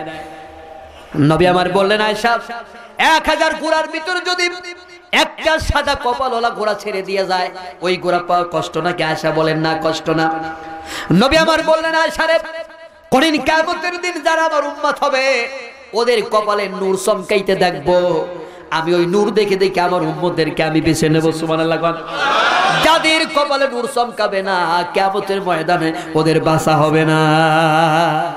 কিয়ামতের ময়দানে যদি রাসূল আমাদের না বাঁচান, তাহলে আমরা মাপ পাইতে পারবো? জোরে বলেন, পারবো? বন্ধুগণ আমার, এই কারণের জন্য আমাদের কবরের ভিতরে যেতে হলে আল্লাহ বলেছেন, ওয়ালা তামুতুন্না ইল্লা ওয়া আনতুম মুসলিমুন, যে তোমরা মুসলমান না হয়ে, কথা কন না কেন, মুসলমান না হয়ে তোমরা মরবা না। মুসলমান হতে গেলে নামাজ ছেড়ে দিয়ে মুসলমান হওয়া যায়?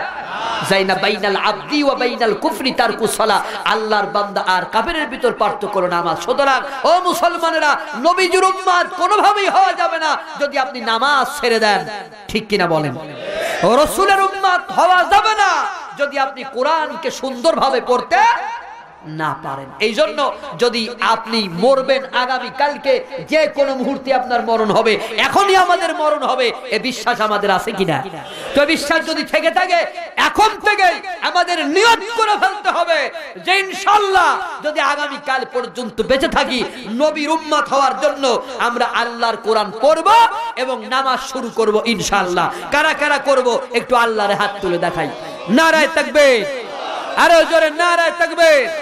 দিন ইসলাম, দিন ইসলাম, আল কোরআনের আলো, নারায়ে তাকবীর। আল্লাহ রাব্বুল আলামিন আপনাদেরকে কবুল করে নিন, বলেন আমিন। আরে জোরে বলেন আমিন। সম্মানিত বন্ধুগণ, এরপরে মানুষ কবর থেকে আপনার উঠতে হবে কোথায়? কিয়ামতে, ঠিক কিনা বলেন? কিয়ামা মানে খাড়া করা, উঠানো। এই কিয়ামতের বিশ্বাস অনেকের ছিল না, মক্কার কাফিরদের ছিল। মক্কার কাফিররা নবীজিকে অনেক প্রশ্ন করেছে এই কিয়ামত সম্পর্কে, আখিরাত সম্পর্কে প্রশ্ন করেছে। এখনো আমাদের সমাজে কিছু মানুষ আছে তারা বিশ্বাসই করে না যে কিয়ামত বলে কিছু হবে।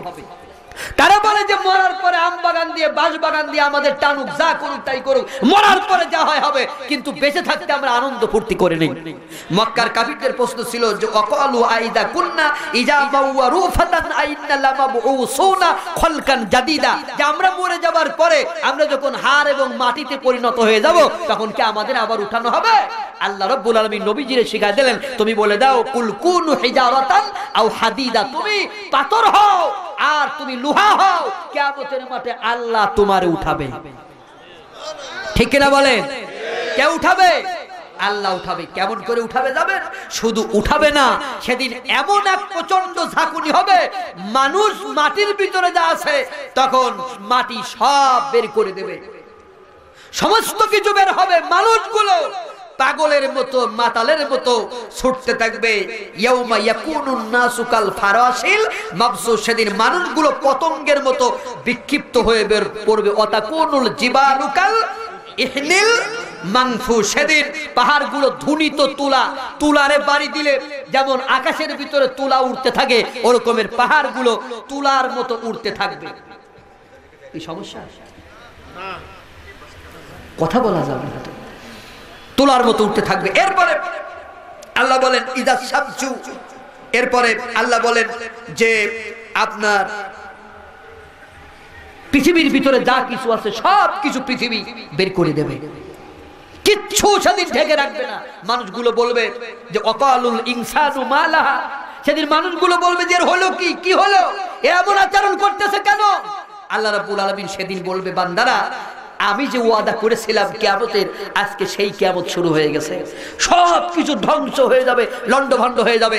আপনাদের একটা এক্সাম্পল আমি দিতেছি। 2000 সালের 23 আগস্ট 12.59 মিটার স্থায়ী 9.6 মাত্রার একটি সুনামি ইন্দোনেশিয়ায় আঘাত হেনেছিল।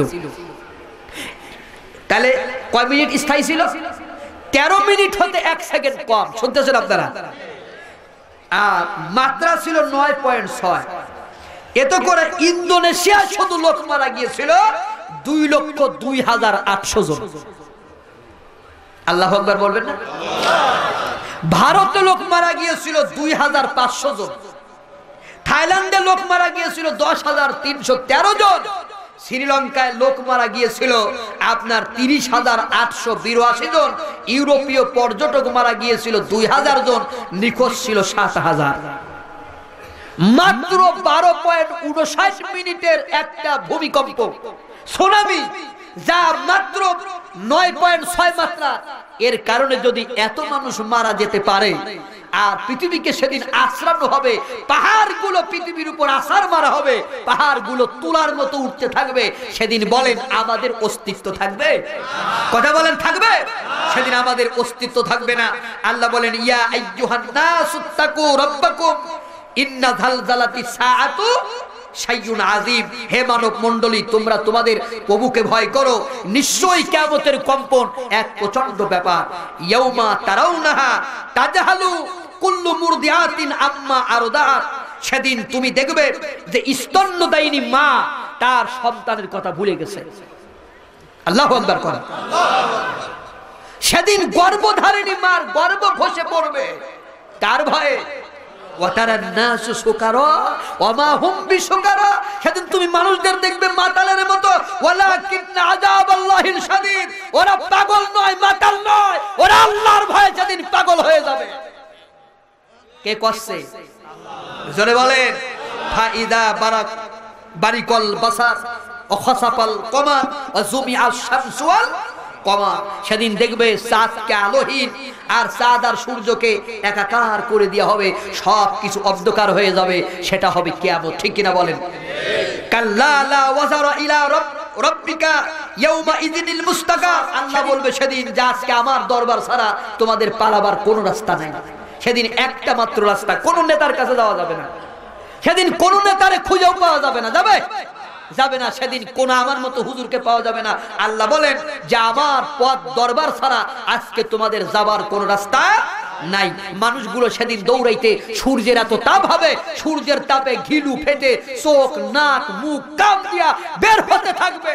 মানুষগুলো পাগলের মতো, মাতালের মতো দৌড়বে। আল্লাহ বলতেছেন যে সেদিন মা তার সন্তানকে চিনবে না, সন্তান তার মাকে চিনবে না, স্ত্রী তার স্বামীকে চিনবে না, কেউ কাউরে চিনবে না। সেই দিনটা হবে কিসের দিন? আরো জোরে কর। কিয়ামতের দিন সব মানুষগুলো দৌড়াইতে দৌড়াইতে চলে যাবে আদমের কাছে, গিয়া বলবে যে হে নবী, হে পিতা, আমরা আজকে কঠিন বিপদের ভিতরে, একটু সুপারিশ করেন। আদম বলবেন না কেন? কয় যে আজকে সুপারিশ করা যাবে না, কারণ আল্লাহ আমারে বলেছিল লা তাকরাবু শাজারা, যে তুমি এই গাছের কাছে যাইও না। আমি আল্লাহর হুকুম মানতে পারিনি, গাছের কাছে গিয়েছিলাম এবং গদ্দম খেয়েছিলাম। আজকে যদি আমার আল্লাহ বলে যে আমার একটা হুকুম অমান্য করার কারণে তোমাকে আজকে গ্রেফতার করলাম, আদম যদি একটা অপরাধ করে আল্লাহর সামনে দাঁড়াইতে না পারে, আজকে শত শত অপরাধ করে আমরা আল্লাহর সামনে কি করে দাঁড়াবো? একবার চিন্তা করেছেন? আদম বলবেন পারবো না, চলে যাও নূহের কাছে। নূহ বলা সম্ভব নয়। কেন? কারণ আমার ছেলে কিনান আল্লাহকে মানতো না, আমার নবী বলে মানতো না। আল্লাহ রাব্বুল আলামিন গজব দিলেন। আমি যখন নৌকার উপর উঠলাম আমার আল্লাহর বান্দাদেরকে নিয়ে, আমি দেখলাম আমার ছেলে কিনান পানি খাচ্ছে। আমি কিনানের বললাম, কিনান তুমি উঠে আসো। কিনান বলল না, আমি কালিমা পড়বো না, উঠবো না। আমি কিনানের অবস্থা দেখে আমার দুই চোখ থেকে গড়িয়ে পানি পড়লো। আল্লাহ রাব্বুল আলামিন আমাকে বলল, আমি আল্লাহকে ডেকে বললাম, আল্লাহ আমার হাল, আমার পরিবার। আল্লাহ বললেন যে এটা তোমার হাল না, এটা তোমার পরিবার নাই। যদি তুমি আরেকবার কিনানের জন্য কাঁদো, নবীর দপ্তর থেকে তোমার নাম কেটে দেব। এই যে এক ফোঁটা চোখের পানি পড়েছিল, এই অপরাধে যদি আল্লাহ আমারে গ্রেফতার করে, তাহলে কিনানের জন্য কান্দার কারণে যদি হযরত নূহ আলাইহিস সালাম আল্লাহর সামনে দাঁড়াতে না পারে, আপনার বেনামাজি ছেলের জন্য বাড়ি করলেন, গাড়ি করলেন, বিদেশে বেনামাজি ছেলের পাঠালেন, বিঘা বিঘা জমি করে গেলেন, বড় বিল্ডিং করে গেলেন। ও চাচা, এই বেনামাজি ছেলের নামাজ পড়াইতে পারলে না কি করে আপনি আল্লাহর সামনে দাঁড়াবেন? তাই বলেন, দাঁড়ানো যাবে? কথা কন না কাম, দাঁড়ানো যাবে? নূহ বলেন আমি পারবো না, চলে যাও ইব্রাহিমের কাছে। ইব্রাহিম বলেন আমি তো পারবোই না, কারণ হলো আমি মাঠের ভিতর বসেছিলাম। এরপরে আমার কাছে আমার কয়েকজন সাথী আসলো, তারা বলল ইব্রাহিম চলো আমরা মেলায় যাই। আমি আকাশের দিকে তাকালাম, ফানাজারা নাজরাতান ফিন নুজুম, আমি তারকার দিকে তাকায় বললাম ইন্নী সাকিম, আমি অসুস্থ। সেদিন আমি তাদেরকে যদি কালিমার দাওয়াত দিতাম, দ্বীনের দাওয়াত দিতাম, তারা হয়তো ওই মেলায় যাইতো না। এই যে একটু সময় আমি তাদেরকে কালিমার দাওয়াত দেই নাই, এইটুকুন সময়ের কারণে ওই মানুষগুলো তারা অপরাধ করেছে, অপকর্ম করেছে। আজকে যদি কিয়ামতের ময়দানে আল্লাহ আমার এই প্রশ্ন করে, আমি জবাব দিতে পারবো না। তাহলে আলেম উলামা আমার ভাইদেরকে বলি, ভাইরা আমাদের ঘুমায় থাকার সময় না, ঠিক কিনা বলেন? আমাদের একজন আর একজনের কাদা ছোড়াছুরি করার সময় না। আমি যখন মঞ্চের উপর উঠেছি, আমার মঞ্চের দ্বিতীয় বক্তার এতখানি প্রশংসা করে আমি আলোচনা শুরু করেছি। আমাদের দেশের কিছু কিছু মানুষ বলে 10 চোর এক জায়গায় ঘুমাইতে পারে, 3 মৌলবী এক জায়গায় ঘুমাইতে পারে না। আজকে প্রমাণ করে গেলাম আমাদের মৌলবীদের ভিতর কাদা ছোড়াছুরি বন্ধ হয়ে গেছে। আমি দ্বিতীয় বক্তার প্রশংসা করে এটা প্রমাণ করেছি যে আমরা আর কাদা ছোড়াছুরি করতে রাজি নাই। আমরা ভাইয়ে ভাইয়ে শত্রুতা করলে তৃতীয় পক্ষ সুযোগ নেবে, ঠিক না বলে? এই জন্য টুপি যাই হোক, পাঞ্জাবি যাই হোক, এক কোরআনের পতাকা তলে আসতে হবে আমাদের। আর ভেদাভেদ মারামারি করার, গন্ডগোল করার সময় নাই, কাদা ছোড়াছুরি করার সময় আলেম উলামাদের ভিতরে আর নাই। আপনারা গোটা বাংলাদেশে ছড়িয়ে পড়েন, গোটা বাংলাদেশের সকল মানুষকে আমরা আল্লাহর কোরআনের পতাকা তলে আনতে চাই, ঠিক কিনা বলেন? চান কিনা আপনারা? বন্ধুগণ আমার, হযরত ইব্রাহিম বলেন আমি পারবো না, তোমরা চলে যাও কার কাছে? মুসার কাছে। মুসা বলে আমি তো পারবোই না, কারণ আমি একটা ছেলের এক চর মারছিলাম, এক চরে সে মারা গিয়েছিল। আল্লাহু আকবার কোন। আজকে যদি আল্লাহ বলে যে আমি তো তোমারে পাঠাই নাই, কি বলেন? তোমারে তো আমি দারোগা করি নাই যে তুমি মানুষকে পিটাবা, তোমার নবী করেছিলাম, তুমি একটা মানুষকে হত্যা করেছো, এই কারণের জন্য আজকে আমি তোমাকে ছাড়বো না। একটা মানুষকে হত্যা করার কারণে, তাও ইচ্ছাকৃত হবে না, অ্যাক্সিডেন্ট হয়ে গেছে, ঠিক না বলেন? তাইলে আজকে যারা মানুষ মারে, লক্ষ লক্ষ কোটি কোটি মানুষ মারে, শত শত মানুষ মারে, এই হারামখোরেরা আল্লাহর দরবারে দাঁড়াবে কি করে বলেন আমারে? মুসা বলে আমি পারবো না, চলে যাও তোমরা ঈসার কাছে। ঈসা বলবেন আমি তো পারবো না, কারণ সবাই আমাকে আল্লাহর পুত্র বলেছে। এই কারণের জন্য আল্লাহ যদি আজকে কিয়ামতের ময়দানে আমারে প্রশ্ন করে, আমি জবাব দিতে পারবো না, তোমরা চলে যাও। আখিরি জামানার নবী, বিশ্ব নবী মুহাম্মদ রাসূলুল্লাহ সাল্লাল্লাহু আলাইহি সাল্লামের কাছে মানুষগুলো সেদিন দৌড়াইতে দৌড়াইতে নবীজির কাছে যাবেন। নবীজি মাকামে মাহমুদের ভিতরে সিজদায় পড়ে কাঁদতে থাকবে।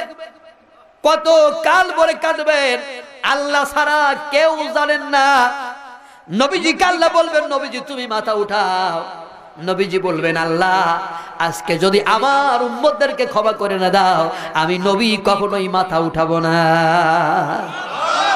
সুবহানাল্লাহ। কোন বন্ধুগণ আমার, আল্লাহ ডেকে বলবেন, নবী রে, আমি তোমাকে পারমিশন দিলাম, হুকুম দিলাম, তুমি সুপারিশ করে করে তোমার উম্মতদের জান্নাতে নিয়ে যাও। ঠিক সেই কথাটাই আমি আপনাদের একটু আগে বললাম। নবীজি কিয়ামতের ময়দানে সুপারিশ করবে কাদের? যাদের কপালে নামাজের চিহ্ন থাকবে, নূর চমকাইতে থাকবে, তাদেরকে নবীজি কিয়ামতের ময়দানে বেছে নেবেন।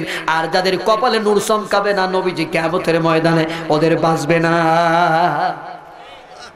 সম্মানিত বন্ধুগণ আমার, নবীজি সেদিন সুপারিশ বলছেন, যে ব্যক্তি সুন্দর করে কোরআন উচ্চারণ করে পড়ে না, ও আমি নবীর উম্মত না।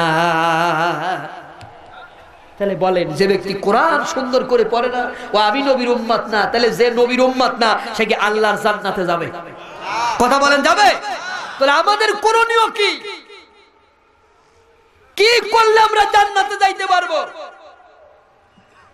আমাদের কাছে আজরাইল যে কোনো মুহূর্তে আসবে, ঠিক কিনা বলেন? আমাদেরকে যখন জীবন কেড়ে নেবে, আমরা যখন পড়ে থাকবো, আমাদের নাম হবে লাশ, ঠিক কিনা বলেন? আমরা তো থাকবো না, আমরা এমন জায়গা যাবো যেখান থেকে আর ফিরে আসা যাবে না। বন্ধুগণ আমার, এই কারণের জন্য যদি আপনাদের আমাদের শান্তি পেতে হয় কবরে, তাহলে এমন একটি জিন্দেগি গঠন করতে হবে, সেই জিন্দেগির নাম হলো আল্লাহর কোরআনের জিন্দেগি। এই জিন্দেগি যদি আমরা গঠন করতে পারি, তাহলে আল্লাহ আমাদের মাফ করে দেবেন। আমাদের কবরে, হাসরে, মিজানে, সিরাতে, সব জায়গা আমরা পার পেয়ে আল্লাহর জান্নাত পেতে পারি, ঠিক কিনা বলেন? আমি আমার মাদেরকে বলতে চাই, মা গো, মা কেমন কেমন মা হবা তুমি? এটা লাস্ট মাদের অনুরোধ, কারণ এটি গ্রাম। রাসূলুল্লাহ সাল্লাল্লাহু আলাইহি সাল্লামের কাছে এক সাহাবী গিয়ে বলতেছে, ইয়া রাসূলুল্লাহ, আমি দেখলাম যে একটি জংলি উট আপনার পায়ে সিজদা করতেছে, নবী আপনি আমাদের হুকুম দেন, আমরা আপনার পায়ে সিজদা করি। আলহামদুলিল্লাহ। কোন নবী আমার বললেন, ও আমার সাহাবীরা, মানুষ হইয়া যদি মানুষকে সিজদা করার নিয়ম থাকতো, আমি বিশ্ব নবী বলে দিতাম, প্রতিটা স্ত্রী যেন তার স্বামীর পায়ে সিজদা দেয়। সুবহানাল্লাহ। কোন না কেন? তাহলে স্বামীর গুরুত্ব, স্বামীর মর্যাদা আছে কিনা? আছে কিনা? আমি গ্রামের ভিতরে এসেছি, তৃণমূলের ভিতরে আমি এসেছি।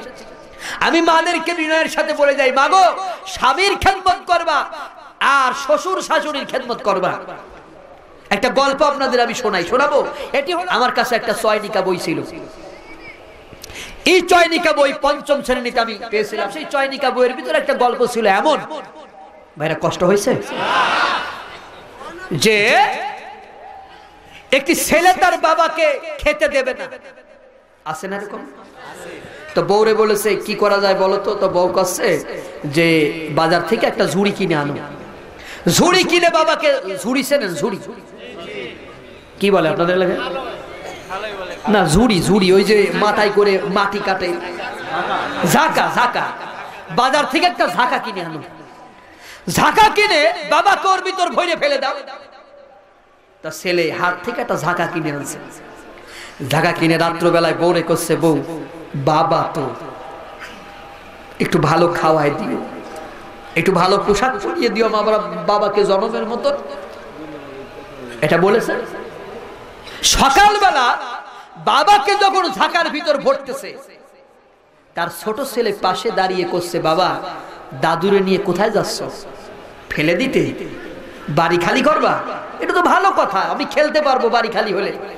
বাবা দাদুকে ফেলে ঝাঁকাটা ফেরত আইনু। বলে, কেন তুমি ঝাঁকা দিয়ে কি করবা? কয় যে তুমি তোমার বাপকে ফেলে বাড়ি খালি করবা, আমি আমার বাপকে ফেলে বাড়ি খালি করব। কথা কি বুঝেছেন?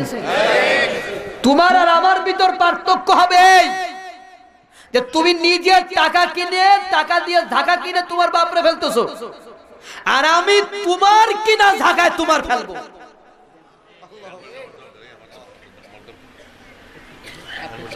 তাইলে এবার বলেন, আপনি আপনার বাবার সাথে যে আচরণ করবেন, আপনার সন্তান আপনার সাথে সেই আচরণ করবে। আমি পুত্রবধূদের বলি, পুত্রবধূরা, তোমরা যদি বড় মাছের মাথা খাইতে চাও শ্বশুর শাশুড়ির পাতে বড় বড় মাথা দিবা। কারণ একটা গল্প শুনছিলাম এরকম যে এক শাশুড়ি অন্ধ হয়ে গেছে, পুত্রবধূকে বলতেছে মাগো আমার পিঠটা একটু ধুয়ে দাও। পুত্রবধূ খুব মডার্ন ছিল, শাশুড়ি অন্ধ মানুষ, পিঠ উঁচু করে দেখে, কাপড় উঁচু করে দেখে পিঠে ঘা, হাত দিতে ঘৃণা হয়েছে, পা দিয়ে দিয়ে দিয়ে ডলে দিচ্ছে। নাউজুবিল্লাহ বলবেন না? ওই পুত্রবধূ একদিন শাশুড়ি হয়ে গেছে, ওর পুত্রবধূকে বলতেছে মাগো আমার পিঠটা একটু ধুয়ে দাও। পুত্রবধূ ভালো উঠাচ্ছে হাত, কিন্তু উঠতেছে পাও। একবার দুইবার উঠানোর পরে পুত্রবধূ ডেকে বলে মাগো আমি হাত উঠাতে চাচ্ছি, উঠতেছে পাও। শাশুড়ি বলে আমার পা দিয়েই তুমি ধুয়ে দাও কেন? কয় যে আমি আমার শাশুড়ির পা দিয়ে ধুয়েছিলাম, ওই পাটাই আমার পাও না। কথা কি বোঝা যায়? চাকরি নাই বুড়ো বাবার, বসে বসে খাচ্ছে খাবার। রোজগার নাই বুড়ো বাবার, বসে বসে খাচ্ছে খাবার। তাই বলে অসম্মান তাকে করো না, ভালো করে দেখো ভেবে তুমি একদিন বুড়া হবে। ঠিক কিনা বলেন? ভালো করে দেখো ভেবে তুমি একদিন বুড়া হবে, তোমার ছেলেও তোমার কথা মানবে না। বাবার মনে কষ্ট দিও না, ও ছেলেরা বাবার মনে কষ্ট দিও না। ঠিক কিনা বলে? ভাবছো বাবা অকর্মণ্য, বসে ধ্বংস করছে অন্য, সংসারের কোনো কাজে লাগে না। ভাবছো এ দরকারি বুড়ো বেটা, বিদায় হলে যে তোলেটা, বসে বসে করছো বাবার মৃত্যু কামনা। বড় যত ভয়ঙ্কর বিপদে বিকার বাবার আশীর্বাদে বেঁচে যেতে পারে তোমার অমূল্য জীবন খানা। বাবার মনে কষ্ট দিও না, ও ছেলেরা বাবার মনে কষ্ট দিও না। মারহাবা কর। লাস্ট একটি কথা বলি, ওই সেই কথা যার স্বার্থ ছাড়া বন্ধু বান্ধব কাছে আসে না, বিনা স্বার্থে দুনিয়ায় কেউ ভালোবাসে না।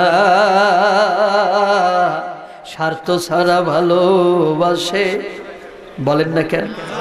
শুধু আমার মা। ঠিক কিনা বলেন? আরে মায়ের কান্দন জাগত জীব, 2-4 মাস ভাই বোনের কান্দন রে, ওরে ঘরের পরিবারের কান্দন কয়েকদিন পর থাকে না। দুঃখের দরদি আমার জনম দুঃখী মা, গান গর্ভধারিণী মা, জনম দুঃখিনী মা, দুঃখের দরদি আমার জনম দুঃখী মা। আমরা ওই মায়ের খেদমত করব, বাবার খেদমত করব। রাজি আছি কিনা? আল্লাহ আমাদের তৌফিক দিন, বলেন আমিন। তাহলে আজকের আলোচনা কি বুঝলেন? আমাদের নামাজ আদায় করতে হবে বলেছি, পর্দা করতে হবে বলেছি, স্বামীর খেদমত করতে হবে বলেছি, মাতা পিতার খেদমত করতে হবে বলেছি, আমাদের কোরআন পড়তে হবে বলেছি, আমাদের কবরে মুসলমান হয়ে যেতে হবে। এটা কি বলেছি? আল্লাহ আমাদের মানবার তৌফিক দিন, আমিন কোন।